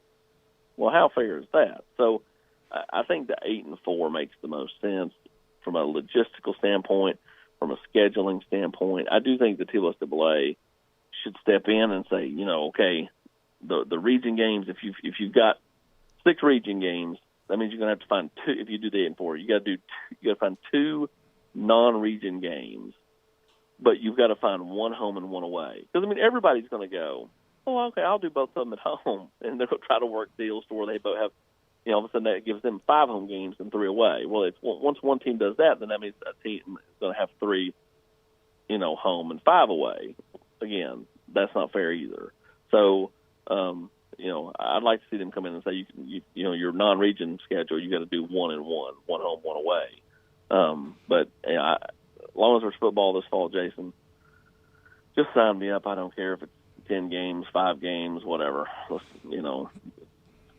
Let's just get it done. Yeah, I would hope that those high school kids will get a chance to play football, and there's nothing like high school football on a Friday night. So I hope that we do see football, and everyone has a role to play to make sure that we're able to start and finish and hopefully more people understand that and accept that responsibility than denying it. So we'll see what happens, man. I'll be looking for that decision tomorrow because I know that affects you. You cover high school football, and it affects everybody. It affects college programs who are trying to evaluate kids and seeing if they can play at the next level because you didn't get camps this summer to bring them in and evaluate them yourself. So this high school football season is very, very important on a number of different levels. I know this is a Tennessee decision, but, you know, you're trying to recruit outside the state and Alabama and other places around the country.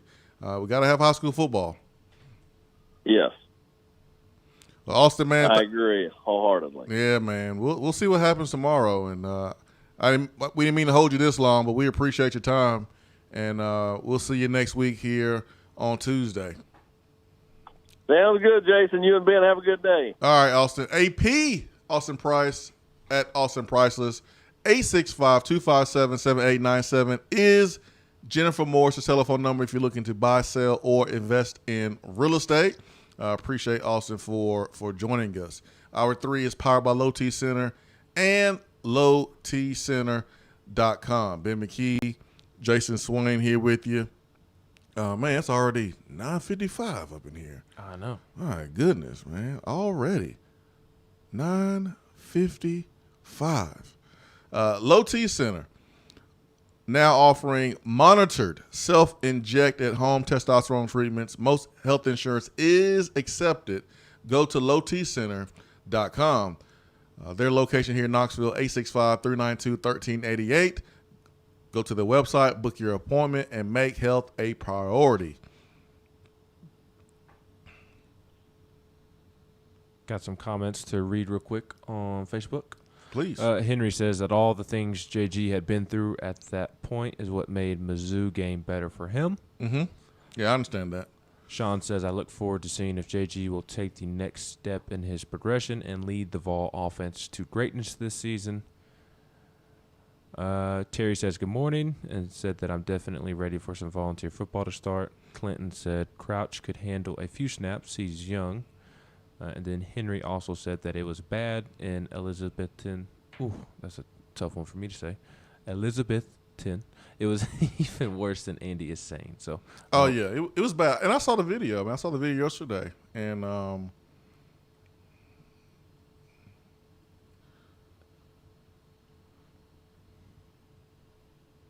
there's only so much that I can say, that I can do.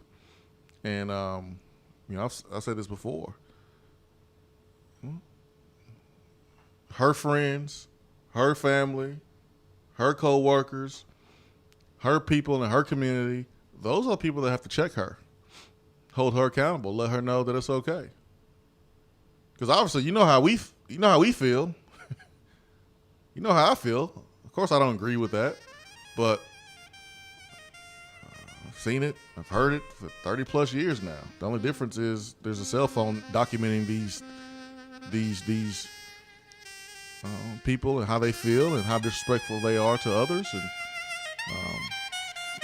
I'm glad everyone is able to see it now and stop denying that these things are going on.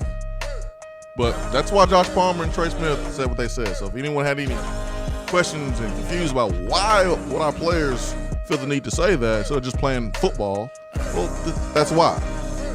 Hope you have a better understanding of that. For Ben McKee, I'm Jason Swain. Hope you have a great Tuesday. Thanks to Austin Price for joining us. Peace and love. We are out. Hour 3 of the Swain event is brought to you by the Low T Center and Low T Center.